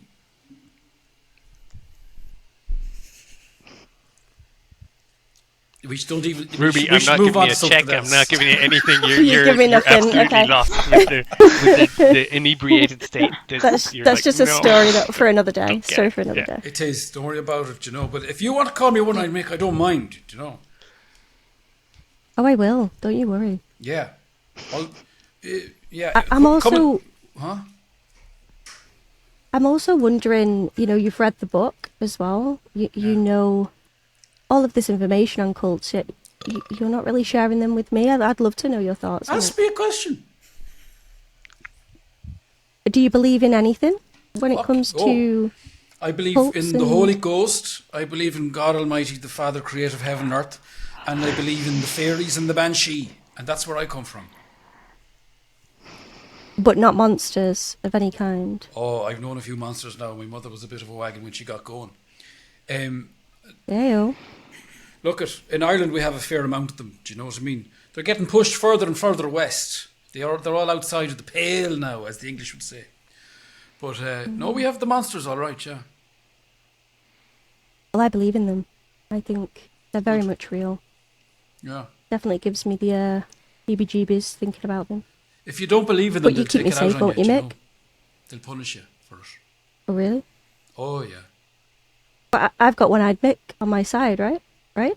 I would be much good against them kind of lads now, to be honest with you. But if somebody pulls a gun on you, That's not what I want to hear. Oh. Yeah, Jackson thanks. kind of raises one hand. At this point, Loveday has probably already excused herself and staggered on up the Good night. stairs. Jackson kind of raises one hand. Love He's day, like, good night. I'm gonna bow out. This has just gone a bit beyond me. I can't. I'm struggling to keep track of the conversation, let alone the drinking. Yeah, you. I always thought it was a stereotype about the Irish, but If it was, we'd be fine. Mick, you put that away. It's really good. Yeah.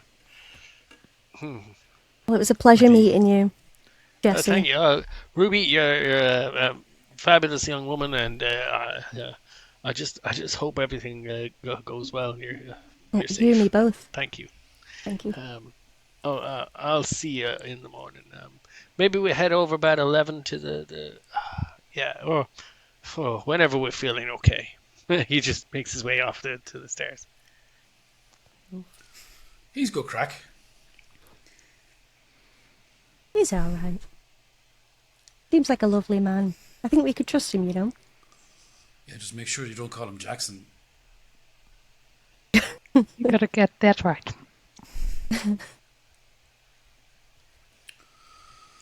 Okay, so I'll say it's not much longer. You guys continue. Francis, at some point you decide there's not going to be an awful lot more to be got out of the conversation, and Valentine, the increased level of inebriation maybe gets a little tiring. And so I'm going to say you guys drift off at various times, and eventually Mihal and Ruby kind of left alone. Ruby, you're kind of two sheets to the wind, and quite surprised. You're like, this Irish kid, he can really drink. So you kind of you make your way and go to your rooms, and in the morning, there's various levels of tiredness and hangover. Far be it from us to not experience our consequences. I'm going to say that breakfast is unpleasant for a couple of you. The coffee is probably flowing, or a good cup of tea, as the case may be. But Jackson seems bright and fresh. He's patting people on the back and greeting you like old buddies. And he's So are we all ready to go over after breakfast, or do you guys need a little bit extra time to recuperate? You young folk don't maybe have the tolerance built up that I've got over the years. Well, you went to bed early. Just not so loud. Yeah, I did. I had to retire early. You folk are too much energy and too much life for me. But yeah, he sits down and digs into his breakfast and says, "We're good to go in maybe half an hour." Wait, I will be ready. Yes, I'll be honest, I don't think an hour or two is going to make much difference, so we might as well just get on with it. You look as fresh as a daisy, Miss Llewellyn. Of course. My dear, you may want a strong cup of coffee before we go. I think that's a very wise idea, thank you. You should drink some, how you say, raw eggs. It will help with the hangover. Oh, I never believed in that. What is that? Ugh, vile. Suit yourself. Okay, so you get yourselves together and head across Lima. Another lovely day in Lima. Again, it's it's been raining a little bit the last few days, so the air is definitely a little fresher, but it's still quite humid, and the temperatures are quite high. There's a bit of cloying heat. Those of you with a lower constitution, or those of you who are not genetically inclined to deal with the heat, are possibly not enjoying it as much as the others. Jackson seems absolutely in his element. He seems to be loving life, striding across Lima. He starts out of the hotel. Let's walk. There's no reason to indulge in a cab of any kind. I think the exercise will probably shake the cobwebs out for us. Yeah. After a little while, come to as you'll see in roll 20, the Museo Nacional de Arqueología, Antropología y Historia del Perú. So the Peru National Museum of Archaeology and Anthropology and History. And as you head onto the campus, you're looking around. It seems to be it's a weekend, so it's not super busy, but there's definitely a few students around. There's a few people sitting in the quadrangle under a tree, chatting books out.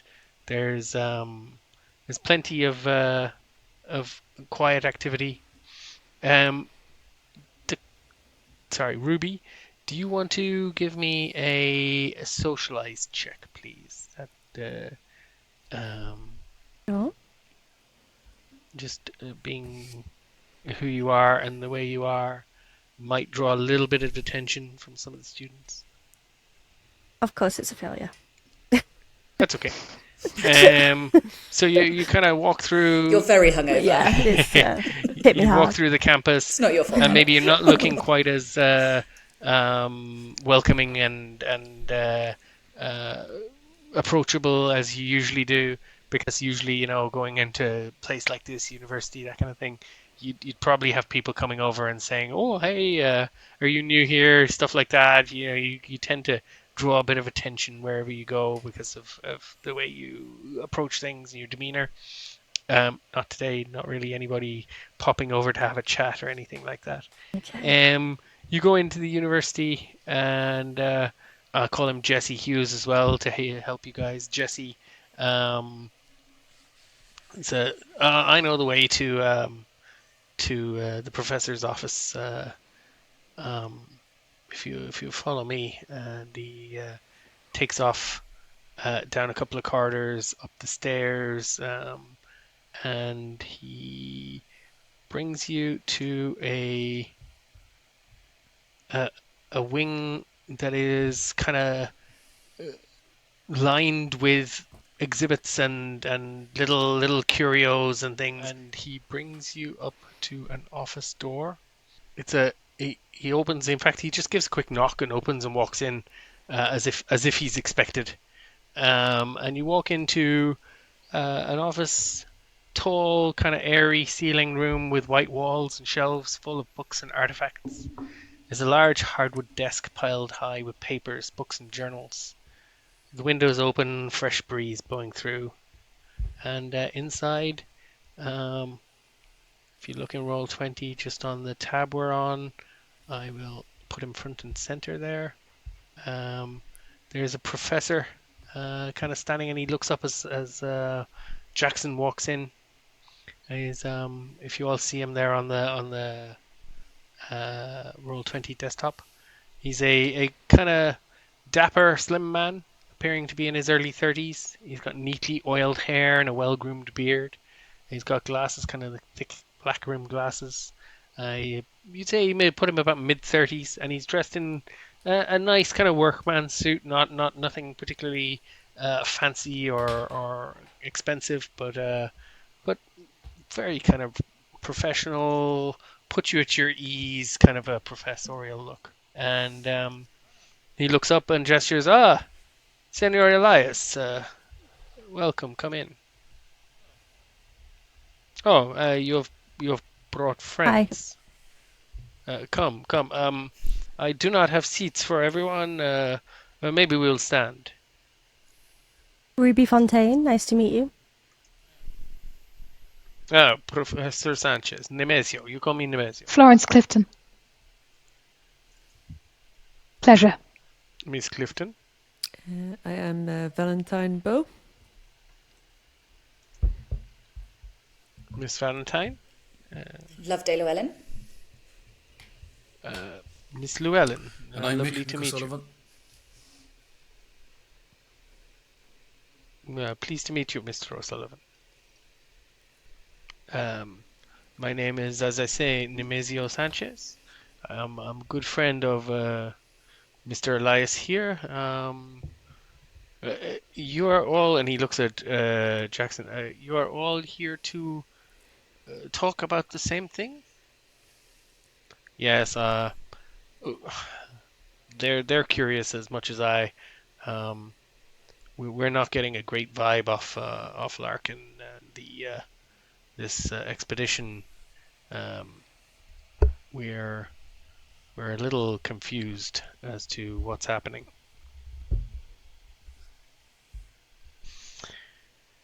Any of you want to ask any specific question, or would you like me just to tell you what my observations are, my concerns? Well, you must tell us if Mr. Mendoza is a vampire, please. It's very important. No, there's no Kira such Siri thing as is what she vampires. means. Is there such a thing as a Kira Siri? This is supposedly, if you listen to old wives and to people in the countryside, to the folk tales, Karasiri are a real thing, yes, but I do not believe. Why don't you myself. just tell us the facts of the matter?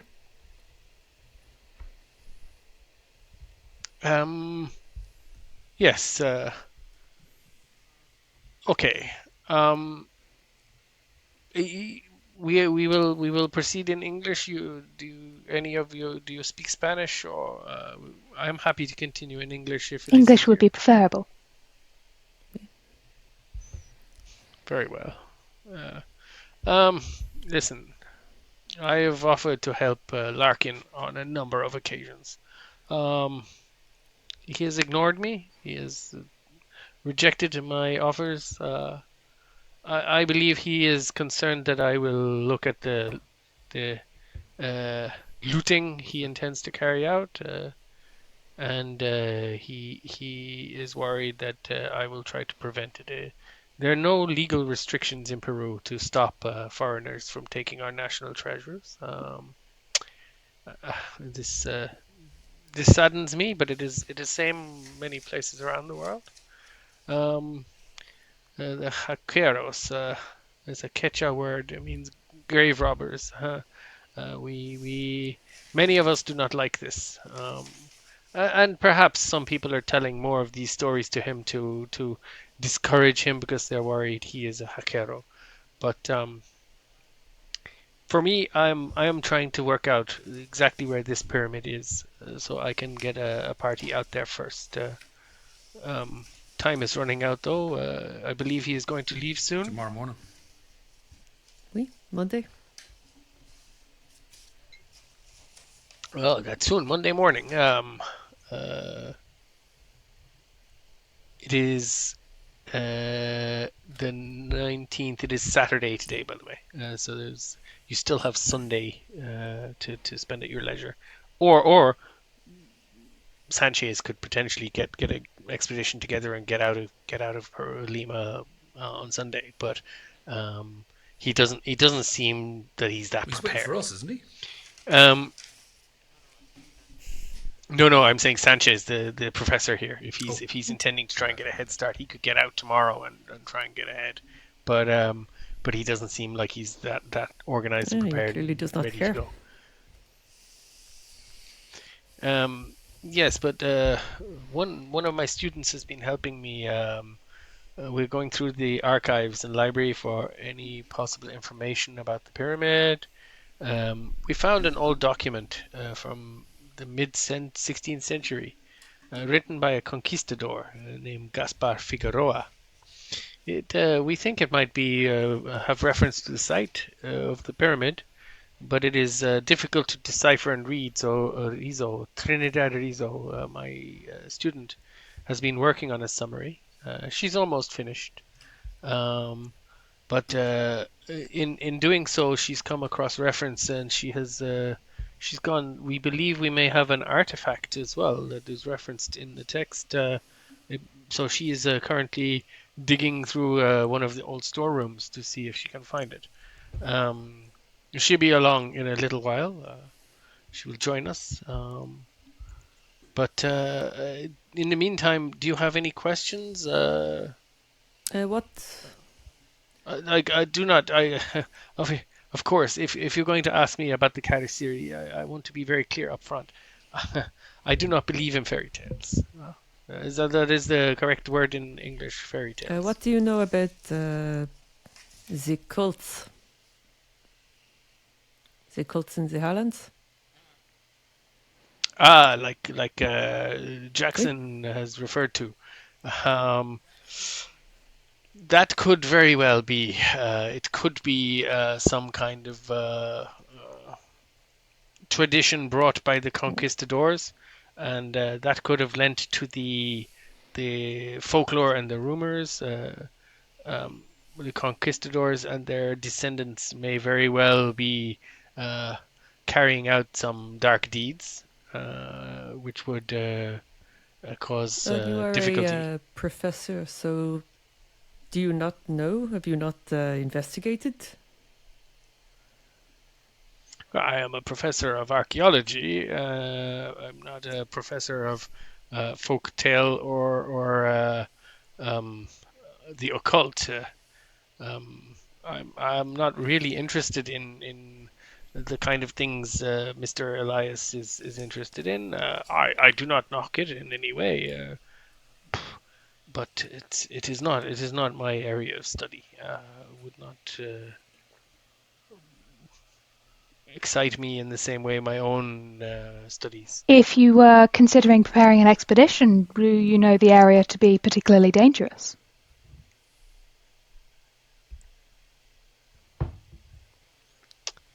I know there are rumors and anecdotes and legends, but no, nothing I would be worried about.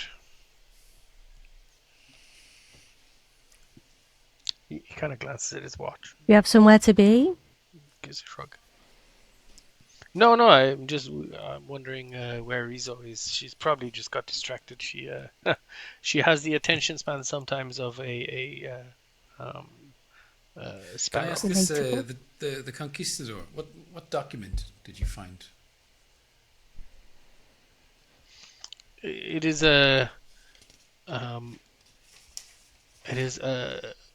written by Gaspar Figueroa. It is it seems to be an account of his time in the highlands of Peru.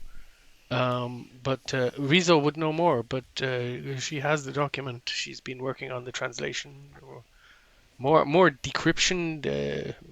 It is poorly written, hard to decipher. But she's been piecing it together. I think she's made good progress. She should be finished. But you can ask her when she comes. What can you tell us about Mendoza?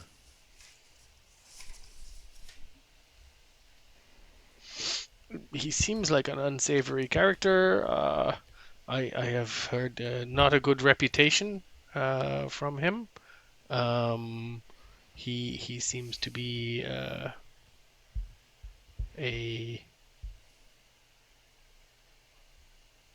quite problematic, shall we say. Ooh, in what way? from accounts of people he's encountered. Well, it is Jackson who has told me he has a reputation as a cruel man or a monster, a figure of some menace or fear. He kind of looks around. He looks at Jackson. Jackson shrugs. You've kind of covered it, Professor Sanchez. I mean, there's a few other things I'd like to talk about and ask you about in terms of um, the details of some of these folk tales, or what books I could look at to try and get something before I go up into the hills, so I can get some literature to look over before I go and get the prima facie evidence and the first-hand accounts. But um, I'm not sure that will be particularly interesting to our friends. At this point, Sanchez, yes, they will be more interested maybe in the document that Rizo has, or perhaps the artifact if she has found it. He glanced at the door, glanced again at his watch, but unfortunately, we just wait. Should we just go and find her?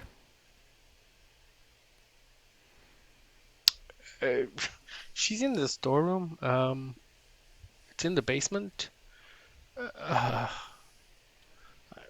don't see a problem if you want to go look for her, but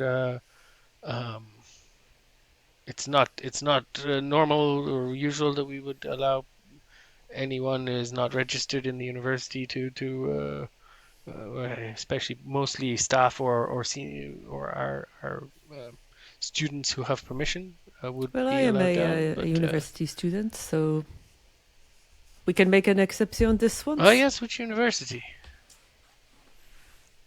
Which university? To New York. Very good. And yes, I would be happy to make an exception. But yes, It's a problem. go. Yeah, if you go the corridor down the stairs, you will see the stairs in the corridor. Go down. There is only one door. It brings you into the basement. You're going to the fourth door down the basement area. Is a storeroom where most of these records from that kind of time period and that kind of that region are kept. That's where Trinidad will be looking for this artifact. If she's not there, she and he looks around. She should be in the office. She has a small desk there. He points to a desk in the corner. I don't know why she's not back. Right, perfect. I shall go.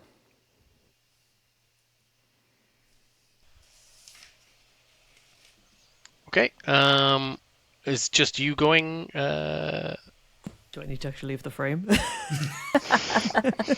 No. But is it just Valentine going, or Valentine going, or is anybody else going with her? I'm not a student. None of the rest of us are students, but it also doesn't seem like an amazing idea to split up. Just It's just a basement, like a whale of problem.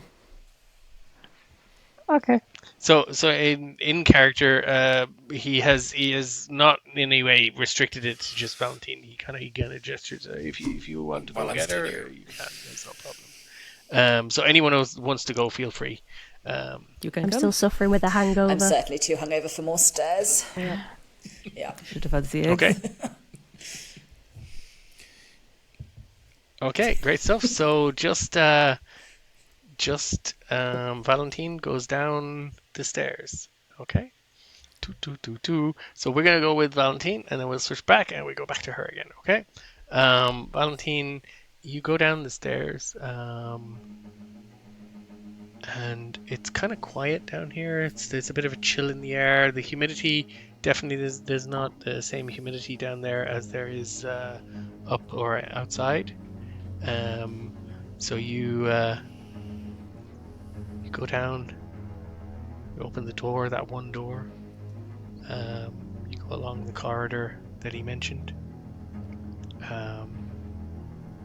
And you come to the second, third, fourth door, and the fourth door is the only one that's slightly ajar. Could you roll a luck check for me, please?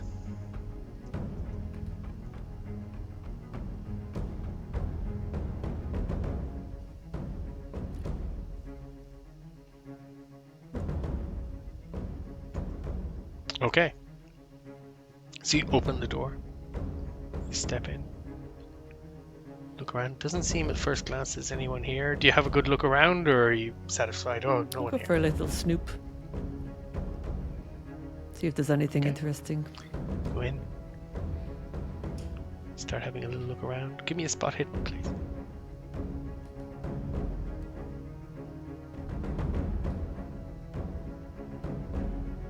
It's kind of dark in here.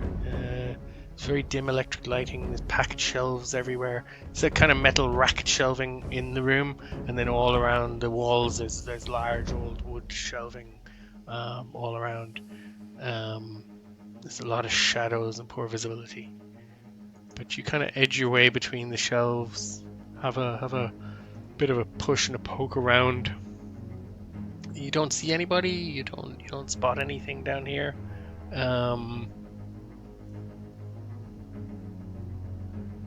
So do you keep looking, or do you just give up and go back I'll up? continue looking for this lady. Okay, we switch back upstairs. The professor is kind of moved off to the side table with we'll stick with Jesse for now. Moved off to the side table with Jesse.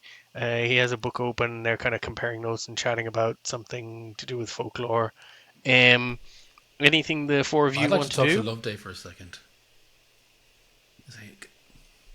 Well, I'll just, I don't want the lads here, but come here, would you not... What are you doing giving your money to the other lad? Would you not give your money to this fella? And he could do an expedition without all the spooky stuff. He's a lot less suspicious. Well, the problem is I've already given him quite a lot of money. Right. So it's sort of an investment, I suppose. And, investment does come with risk. That's what my father always says. So really, if there's not something a bit risky going on, then is it a good investment? I mean, the only thing I learned from that now is that's actually your dad's money, is it? No, it's my money, to be clear. He's given it to me. It's your dad's money, right? So you hear at this point, you hear a scream from outside the office, from echoing down the corridors. What do you do? The door? We go in order of decks. Who would have the highest decks here? Because you all hear this. Not necessarily saying you all do something, but we give you all the options, starting with whoever At has the 85. highest dexterity. Do we roll decks or just our base stat? No, just what's your base stat? Yeah. So 85. You're almost certainly going first, Ruby. What would Ruby do when she hears Probably this? grab hold of Loveday and say, "Did you just hear that?" Okay. Who's next? Who's the next one down? Anybody in the 80s? I'm Anyone in the 80, 70s? so I'm probably... 80. Okay. You will be next, Florence. What's Florence do? when she hears Florence the is screaming? going towards the door to go towards the screaming. Okay, so you dart to the door, heading for the screaming. Okay. And then we've got next after that. Anybody in the 70s? I got 65. Anybody in the 60s? I'm 60. Okay, so Michal's going to Michal run next. out the door as quick as he can, putting his hand in his back pocket. Okay. So you stick your hand in your back pocket and you dash out the door. You right on Florence's heels. And then Loveday, Ruby has kind of grabbed a hold of your arm and like, do you hear that? I've just grabbed back and with my other hand grabbed for my handbag and I've just said, yes. Okay. And do you wait here? Jackson is also dashing out the door after the other two. Do you wait here?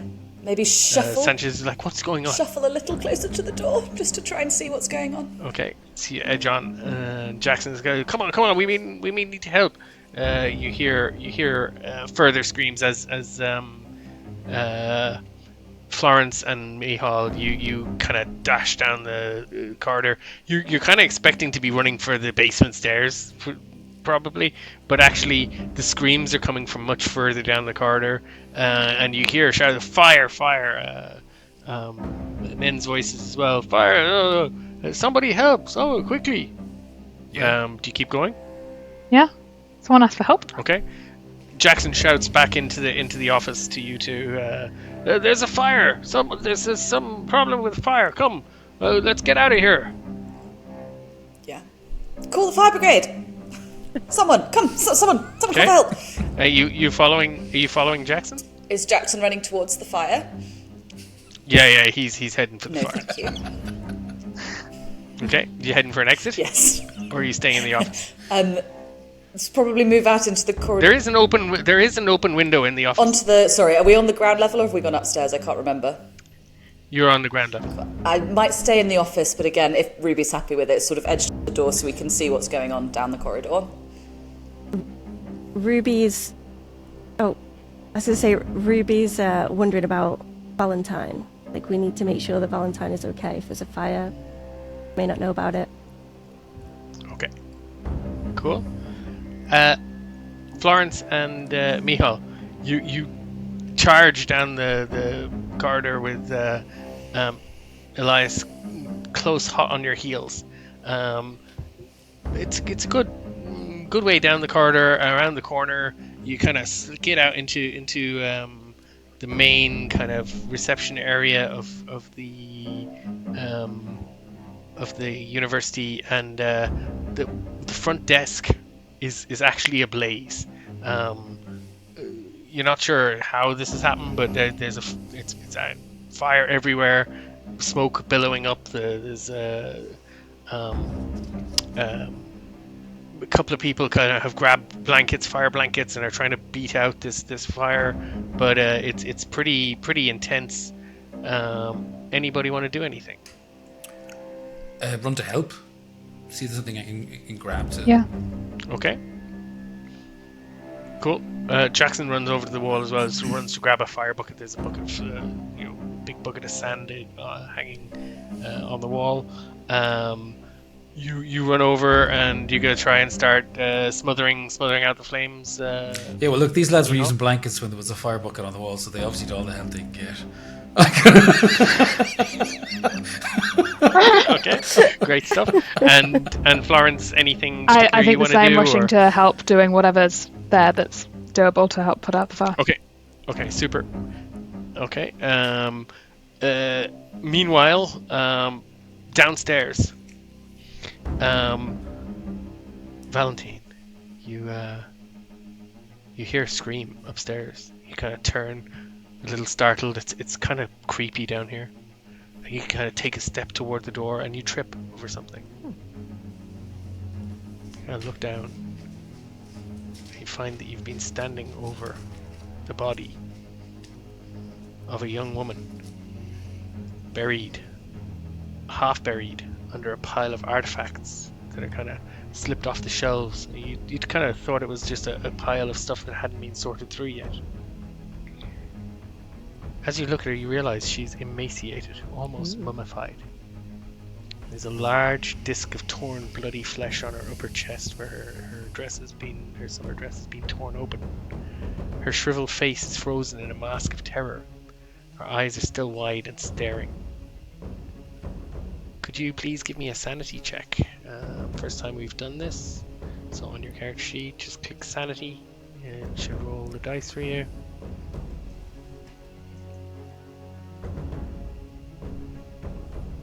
You fail. Could you please roll 1d6 for me?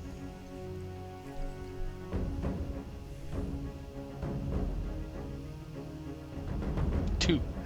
Okay, you lose. Please reduce your sanity by 2 points. You lose 2 points of sanity. it's quite a big impact. It's a heavy shock. What's Valentine's reaction? I was not expecting this. I've seen some awful things, but I cannot understand what has happened here. I mean, if she was downstairs doing work, how did this happen? So you're almost frozen in puzzlement. You can't kind of put things together in your mind of what's going on. It's like, oh, so you're kind of almost frozen like a rabbit in the headlights for a moment. Meanwhile, upstairs, Dakara, Ruby and Loveday, you're kind of over by the door, heads kind of looking out. Could you both give me listen checks, please?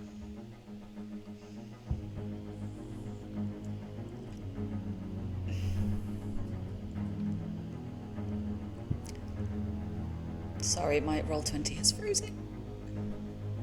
Oh, there we go. Okay. I don't know what's happening. Technical issues all over this place for a second. All of a sudden. Okay. So yes, both of you. Okay. So you're watching. You're listening out for anything that's going on up there. You still hear shouts of fire. What are you? Just do something useful. And then you hear a rattle behind you. And you turn to look, and in the window pushed open, crouched on the sill, is Luis de Mendoza. His eyes are fixed on Professor Sanchez, who's not looking at him. He's kind of watching you, kind of curious as to what's happening. What's your reaction? Sorry, before that I will tell you something else. Luis de Mendoza does not look like he did previously. He is changed. His mouth seems to have split and extended and distended outward, thrusting out into a kind of disc shape larger than a human hand. His puckered lips, wide open, are covered with small hook-like barbs, almost like teeth. And you see inside his mouth as it kind of snarls open, the movement of something that looks like his tongue, but larger and more rigid, as it kind of darts forward as if it's ready to lance out of his mouth. And he's poised there staring at Professor Sanchez, ready to leap on him. What do you guys do? First roll a sand check, actually. A what check, sorry? Please. Sanity check. Thank you. Let's see. You both pass. Yes. No, all good. You're a little taken aback, but you're free to act. What would you like to do? If possible, I'd like to pull my handgun out of my handbag and just shoot him as fast as I possibly can.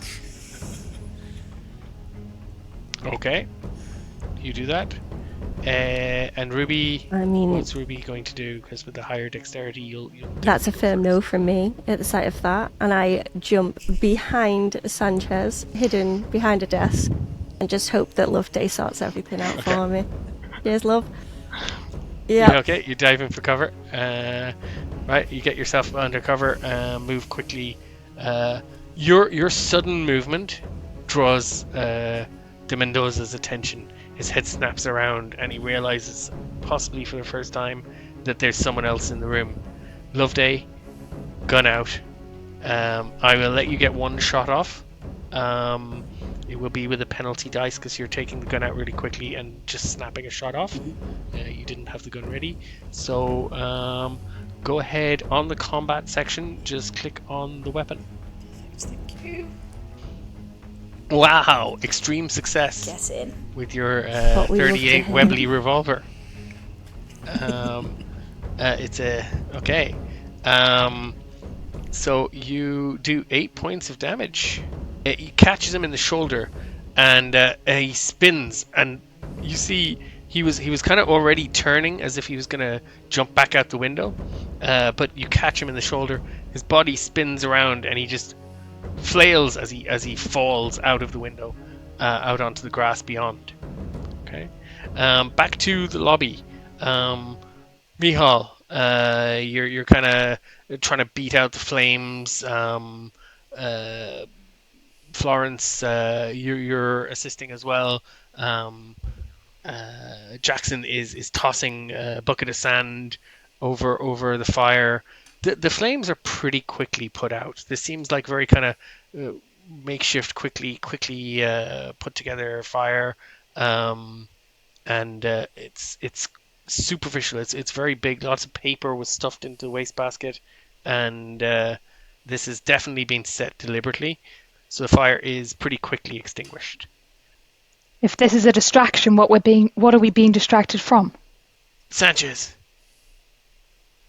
Jackson turns back toward the office. Well, if he wants to go back, I'm going back too. Yeah, I think we should go back to the others. Okay, so you guys run down the corridor. You're going to be pretty much in the same way. You kind of all together, but it'll still be Florence, Mihal, Jackson in that kind of order. Okay, downstairs, Valentine, have you recovered? Is she composed herself? Is she trying to have a closer look and see what happened here? Or? I feel a little bit more relaxed, and I'm examining for clues around the body, some indication of what has happened here. Okay, so first roll a track check for me. It's probably not a skill you have much in, but it's always worth a try. Okay, and then so secondly, you spot Rizo's kind of rolled up notebook poking out of one of her jacket pockets. And then give me a spot check as well, please. Okay, and that's it. There's nothing immediately obvious otherwise. But as you search, we'll come back to you. I'll tell you if you find anything else of any interest. Back up in the office, Loveday, the De Mendoza has fallen out of the window, and you're left kind of standing there. Are you going to follow up? Are you going to chase over, or are you going to try and close the window? Similarly, Ruby, with your high dex, anything you want to do, go ahead. I'd like to run over to the window and peer through just to make sure that he's definitely there and not disappeared. I was on my way to try and close it, but I'll back off as Ruby leans out to check. And I'll also apologise to her. I'm terribly sorry that I said vampires weren't real. I take it all back. Don't you worry yourself, it's fine, Gil. Okay. De Mendoza is standing there, and he seems to be in some kind of shock. He's just like frozen, almost in a rictus, staring at the window. You're not sure if he's breathing, but if he is, it's really kind of light, shallow breaths. So you run over the window, Dakara, and you see De Mendoza kind of scrambling up to his feet, and there's a moment of hesitation whether he's going to run back toward the window, but he sees you looking out, and he turns and he sprints off across the grass, across the quadrangle. Would you like to do anything? You going to give chase? I'm going to beg for Loveday to shoot again. Yeah, shoot him again. Just beg her to shoot. Yeah, I'm pushing my way into the window beside her to point the gun out the window and have another go. That's my girl. Okay, go for it. Now, you have an option, Loveday. You can fire once, and you will get a normal roll, and it's just one shot. Or because the gun has the 3 in number of shots. You can fire 3 times in quick succession, but you'll get a penalty dice on each of those rolls. But it means you've got 3 chances to kind of hit. Would you prefer to do the single shot or 3 quick shots, 1 in quick succession? Yeah, so, sorry, I jumped the gun, pun not intended, and hit the dice already. That's but okay. I think I'm in full panic mode, so I prefer to do the just 3 shots, slightly wildly. Bang, bang, bang. Yeah. Okay. So that first one, there'll be a penalty dice. So you see where it says bonus penalty at the bottom? Just hit yes. that bonus penalty. Gotcha. And it's a good moment for us to discuss how this works. Okay, so what you get there is a 9. Ooh, okay. So what you got there is a 9. So in a penalty dice situation, that 9 replaces the 10's number Okay. of what you originally rolled. So that's a 98 Ouch. as opposed to a 58, okay? Yeah. Versus 50. Now, because your skill is 50 or above, that is not a fumble. Okay. If your skill was under 50, 97 to 100, I think, is a fumble. Okay. Or 96 to 100 is a fumble. But as it is 50 or above, that is just a miss. Okay, so then roll a second attack for the second shot. Oh, that would have been great. And click bonus penalty to see how... That is a 36 against 50, so that is a success. Oh, yeah. I love that. Okay, and then one more. Yep, that was another 2 damage. And that's another 16. No, that's a 96. So that is another miss. Okay, that's the disadvantage of firing 3 times quickly. You get the 3 shots off, but your accuracy goes down. Okay, so you wing him again, and he kind of spins. And does he drop? No, he does not drop. He spins. He's clutched at his shoulder. You know that first shot was enough to take down, not kill most people, but enough to kind of put them down, and have them, they be hospitalized. That was a serious shot right to the center mass. But he's still going. He's still sprinting off. You will not, unless you're going to chase him, you will not get to shoot him again. So we'll come back next turn. Downstairs, Valentine, as you kind of searched around, nothing immediately was apparent to you, but you kind of pulling boxes aside and different things, and a crate that's recently been opened is lying there on its side, right?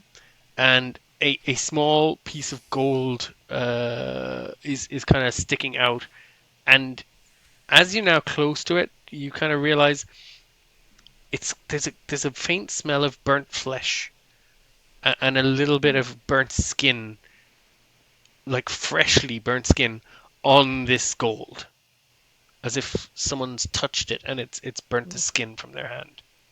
What would you like to do? Well, I would not like to touch it. I could do that. I check the hands of the how do you say, assistant. Did you? Doesn't seem to be any burns. It's hard to see because they're very much withered and desiccated. It's like there's no fat left in her body. It's a fat removal. But there's no sign of any obvious wounds or burns or anything like that on her. So if she did not touch this, then was there someone else down here? And did that person? I think I will close up the box with the item in it. And I think I will grab her notebook as well. She does not need it anymore, sadly. Okay. Good stuff. And then you're going to head upstairs to see what the screaming is about. Okay, good stuff. Florence, Mihal, and Jesse all run down the corridor. You kind of slam in through the office door, and you see Loveday at the window, gun extended out the window, and Ruby clinging onto her arm. Shoot him again! Shoot him again!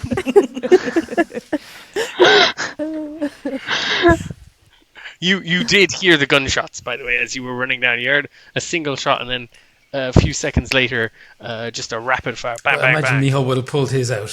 Mihal, you knew immediately. That's like... Yeah. Okay. Yeah, you've got I your think gun out. Florence Cool. is the Okay. same. It's Wow. it's Well, guns, all guns armed. are blazing. Everyone's got a gun. Suddenly everyone's armed, left, right, and center. Okay. Okay. And but the professor is still. He's standing there. He's just staring at the window with this kind of fixed stare, 1,000-yard stare in his eyes. Okay, well, I'll run to the window, see what's going on. Okay. Nothing. Just a couple of people freaking out in the quadrangle and dashing for cover. Love to. Who the hell are you shooting at? But besides that, nothing happening. I'm going to ask the professor if he's okay. Do you, by any chance, have psychology? I've got psychology. I can. Okay, go give me a psychology check and see if you can just work out his. Yeah. No. You give him a bit of a shake. Start trying to talk to him. It doesn't really have much effect. He just stands there staring off into the distance. He seems like absolutely out of it. You're not sure if anything could be done from him at this stage, except maybe a glass of cold water or a slap across the face or something like that. But it's up to you if you want to go to that kind of extent. I mean, I'm probably not going to slap a relative stranger across the face. That's No, you failed your psychology, but I'm not going. I wouldn't have you. That's your choice if you want to go to those kind of. Obviously, out of character. That is not helpful. Don't ever do that to somebody. But okay. So, are you guys asking Loveday, or beyond? You asking Loveday? what happened? Who the hell are you shooting at? What the hell happened? Vampires. Turns out vampires are real, and we're all having quite a bad day. I did shoot him, but he didn't die, and he ought to have done. And I'm honestly, that is the sum total of my knowledge. Are You've lost you your mind. sure it was a vampire? Jackson is just staring at you. Ruby, it was a vampire. No, it was a vampire. It was definitely a vampire. It was. And Florence strolls in through the office door. With a box under her arm as Valentine. Loveday is, Florence. sorry, Valentine strolls in as Loveday is repeating. It was a vampire. It was a vampire. Oh no. What has happened? Vampires, Valentine. It's vampires. It's dreadful. Oh, I thought you would have liked the vampires. Well, I didn't know they were going to be like this. Oh, is this a bad time to mention that the professor's assistant, she is dead? She's dead? Rizo! He spins round to you. Rizo! Rizo's dead. It seems to kind of snap him out of it. She is in the basement. What happened? What did you do? Excuse me, what? It was not me. He seems incensed. He's almost at this point. He's moving toward you. He seems almost Calmez-vous. aggressive. I did not do anything. She was fine. She went down to the basement to search for. So you say. The artifact. You have the you were have the it last one there. to see her alive. So maybe we should be looking at you. What? Tell us what happened. Damn it. I don't know. She was, how you say, eviscerated. It was a petit peu messy.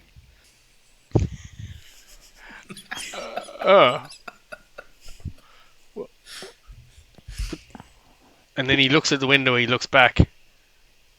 Jackson says, "Okay, let's all calm down now a bit. Can you explain, Miss Valentine, exactly what did you see? So do you describe how you find her, or? Oui. She was in a pile with all these artifacts on top of her, and then I don't know. It looked a bit like she exploded outwards. It was seemed possible, but you can go and look if you want. No, thank you. I'm good. Yeah, we're good right here. Yeah, I'll go with goes Jackson. to the Someone's door. got to go down and can't leave her there. Like, Okay, so Jackson heads down with you, Mihal. Meanwhile, the professor is now he's sat down and he's shaking. He's put his head and face in his hands, and he seems to be in a progressive state of that kind of that shock, like an emotional break of some kind. And he's just sobbing. Someone must call the authorities. And in fact, far in the distance, you do hear a siren start up as someone has obviously been alerted to the fact there's gunshots on the university campus. Wouldn't elicit the same kind of emergent response maybe you'd have today, but definitely it's not going to go unnoticed. So are the four of you who are still in the office going to you're going to have any further conversation or do anything else or talk to the professor in any way, or are you making tracks? Or? I feel like I should be comforting the professor a little bit. Okay, cool.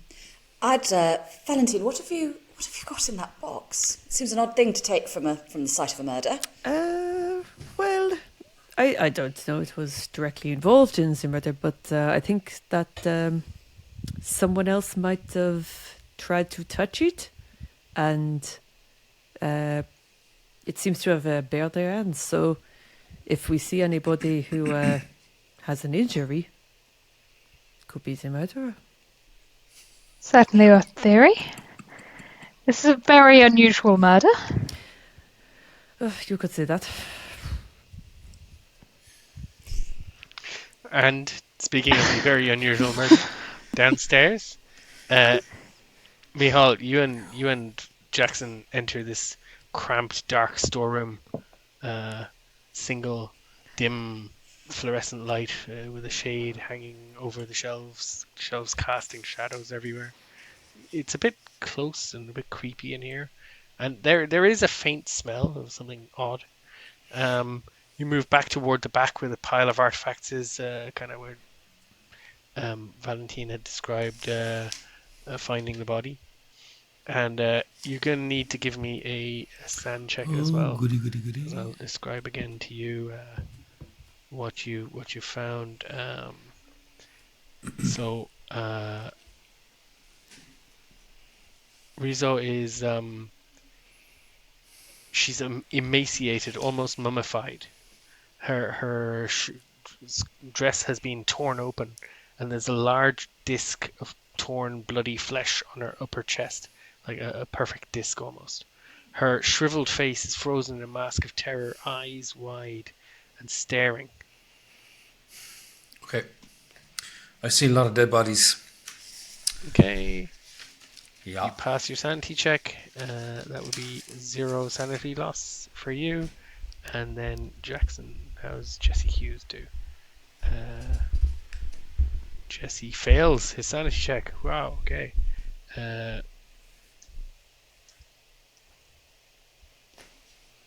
Okay. Jesse seems shaken. He's... What Alright. could have done that? Calm down now, Jesse. That's inhuman. Whoa. Oh. His breath is coming fast. Man. Take it easy. He's kind of leaning against one of the shelves, looking around him as if he's worried there might be something. Slow down. Whatever did it is gone. All right. It obviously killed Rizo here. Went upstairs, set that fire to get us out of the room. Then went up and attacked the professor. So it's gone. And Valentine was down here and nothing attacked her. Well, we have to get out of here. Maybe you have to get out of here, Jackson. If you want to stand outside, it's all right. Okay. I'm going to look around. He does. He just moves out of the room. He's like leaning against the wall, taking deep, calming breaths. I'm going to look around and see if I can spot anything. I mean, I'm aware that Valentine has taken the artifact. That's all I know, I guess. Cool. Yep. So give me a track check. Where are you, track? I see survival. Oh, track, not good. Okay. You kind of look around. You search for a good few seconds. You don't kind of pick up any sign or any kind of anything useful. There's nothing else to find here other than various artifacts and bits and pieces that seem to be completely irrelevant. But yeah, there's no sign of any kind of book that Sanchez might have been working on, and definitely her notes and the box itself are gone. So you're pretty sure nothing else is of any relevance here. Okay, well, she was down here looking for an artifact, so it seems likely to me. You faintly hear now upstairs. You faintly hear sirens approaching. She's only a student. Like, it seems likely to me that he wanted the artifact, although he didn't take it. He left it here. Because he touched it and it burned him. You I don't thought know that was just me. That was just me trying to figure things out. Was I not in the room when she said She that? didn't No. say that. Yeah. Out of character, you had a realization. Yeah. Okay, well then I don't know. Valentine Jack, hasn't said. Yeah. I'll head back up. Okay, you guys come back up. Meanwhile, upstairs, Ruby, you've got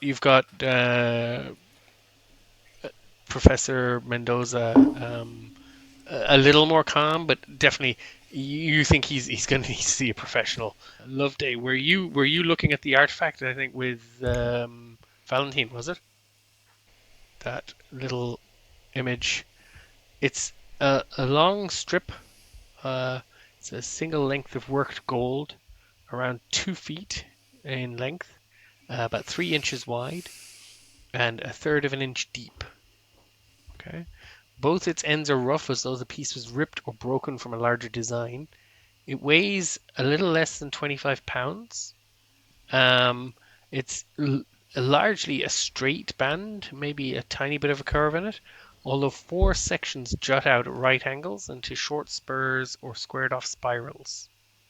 The surface is imprinted with a series of non-repeating geometric shapes, mostly squares and rectangles with no obvious meaning to them. None of these shapes resemble any known form of writing. None that you recognize anyway. Sorry, what is 25 pounds in Napoleonic measurements?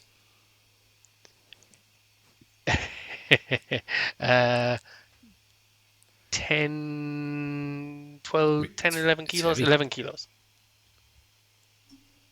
Yeah. While the guys are checking this out, I want to quickly go to her desk and rifle it for any of that. Oh, sorry. So you come back into the room and start kind of going to search around. Jumping ahead of myself. Sorry. It's all right. So you coming back into the room. You guys. I want to get that thing she was working on. Yeah. But meantime, Loveday, do you want to give a archaeology check to see if you recognize anything about this? Yes, please. Or does anyone want to give an occult check or Ruby, if you want to, there's a check you could make, but you would need to whisper it to me. Okay. I'll send you a private message on Roll20. And this is a good opportunity to learn how to use Whisper this is GM go wrong. function. I can see it already. Cool. Yeah. No idea. There's nothing. Doesn't ring any bells. Thankfully, you're quite happy that it doesn't look familiar. You're like, Okay, no, fair enough. never seen anything like this. Valentine, occult, nothing. Archaeology, Loveday, nothing. So you guys are poring over this as Mihal comes in and starts searching through the desk. Mihal is kind of, these sirens are getting closer and closer as you and Jackson come back into the room, and you go over, and as you go over to the desk, you see the 3 ladies are kind of poring over the box. Valentine is also has a notebook clasped with the box, which she has open in her hands. Francis, what were you doing? Oh, Florence. Sorry, do you mean Florence? Oh, Florence. Sorry, my bad. I will get the names down pat before next time. I had been my archaeology thing is so low that I didn't bother rolling. No, yeah. But I've probably had a look. But as they're looking, I'm sort of passively looking around the office for if there's any other clues or anything else here that might be potentially useful to us. Cool. You want to give me a spot hidden, and then Mihal, do you want to give me a spot hidden as you kind of rummage through this desk as well, see if there's anything of particular While I'm interest doing in it, there. I'm going to say to the folks, ladies, if we're still here when those sirens get here, we're going to have a lot of explaining to do. Good point. And Vampire's not going to cut That's it. true. We should probably go. Should Whoa! Oh, extreme. You can't hide from me, Hall. Okay. Excellent. That's why they call him One-Eyed Mick. So Florence, nothing much that you can spot around the office. Mihal, you have a very quick and thorough go over this desk, and you are absolutely sure there is nothing useful. That's or what I get for the extreme desk. success. I'm sure that I got nothing. you found That's a nothing. little anticlimactic. You get to be super confident that there's nothing interesting there. And at this point, Jackson is like, guys, unless we want to talk he's not Irish. Unless we want to talk to the authorities, I think we should be making tracks Agreed. at this point. I don't fancy explaining what went on. Sanchez is like, and I am supposed to explain. You know nothing. You just some guy tried to climb in your window. Somebody shot at him, and Good luck. he ran away. You know? I don't know. See whatever you want. Just don't mention my name, will you? Shot at him? What? I missed all of this. Oh, Oh, We'll well, tell you later. explain. We'll tell you later. okay. A lot of things happened. And we'll say you guys scarper at the back way out of the university, and we won't punish you too dramatically in this first session for taking pot shots at people in built up area. Thank you. It is the 20s. I mean, you get away with a lot, but at some point the police will get involved if you're shooting people. Now, I mean, perfectly entitled to protect the professor. He would have stood by you, etc., etc. So sticking around and talking to the police is absolutely valid too. But Jackson doesn't kind of want any undue attention or any "who are you? Show us some ID" kind of things to be happening at this point. And what expedition are you with? All those awkward questions. So yeah. So you scarper out the back way out of the university, taking the artifact with you and the notebook. Sanchez does not seem to be with it enough to realize that you've made off with those, and you make it back to the Hotel Maury, and I'm going to throw a handout up onto the board, and I'm going to get you guys to read through for me this document. Now, you don't have to read it in character, okay, unless you want to. So will someone read us that account of Gaspar Figueroa in 1543, please? I'll take volunteers at this point. I'll volunteer. I don't want to push in if anyone else would like to. Go for it. Spanish, written by Gaspar Figueroa, 1543, on vellum. Figueroa, Spaniard, who had travelled to Peru with Francisco Pizarro. According to the text, Figueroa set out to seek his own fortune following Pizarro's assassination in 1541. He was accompanied by Hernando Ruiz, Diego Garrido, Luis de Mendoza, and Pedro de Velasco, fellow conquistadors who had served with Pizarro. They travelled into the southern highlands of the Andes looking for treasure, hoping to make their fortunes before heading back to Spain and retiring in luxury. Hearing rumours of an ancient temple filled with gold, the men set off into the mountains southwest of Lake Titicaca. There, they found a pyramid surrounded by a maze-like structure of underground tunnels. The walls of the tunnels were inlaid with intricate gold carvings. The men pried out a large section of the gold, exhausting themselves in the attempt. That night, as they rested, an evil sickness befell Figueroa's companion. He describes himself as wasted, little more than a walking corpse. I read Final Confessions as Figueroa's attempt to lift the guilt that his avarice had placed upon him. He believed that his fate and that of his companions was brought about by their desecration of a holy place, and his most fervent wish was that he could undo the damage he had inflicted. He describes how he can still hear his friends' voices, crying out with inhuman anger, and how in the dark of the night he can hear another voice, ancient and seductive, promising him eternal life if he returns to the temple. The voice told Figueroa how to contact it, but it seems Figueroa was too afraid to ever attempt this. A postscript written by the priest who performed the last rites states that Figueroa died a day after completing his final confessions. His last words were an entreaty to whatever gods were listening to forgive him his blasphemies. Excellent stuff.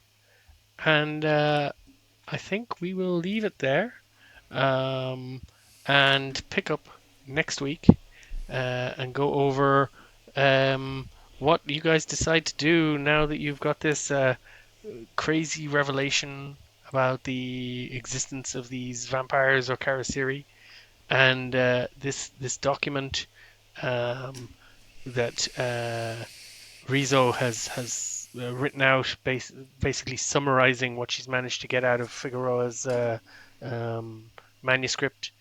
We'll work out where we go from here. So just to wrap up, thank you very much, everybody. I love that. I'm delighted how much these crazy investigators got done. I did not expect quite so much crazy gunplay and so much exciting splitting of the party, but it turned out really nicely for me. Thank you as well to everyone who watched this. Hope you're having as much of a blast as we all are, and you're ready to keep watching these bright young things on their wild adventures. Subscribe if you want to keep track of when an episode drops, and go ahead and drop us a like if you think we deserve it. Any and all interaction welcome, as I mentioned earlier. I'm looking forward to any pointers, reminders, questions in the comments. Just remember, no spoilers, please. And with that, we'll see you next week.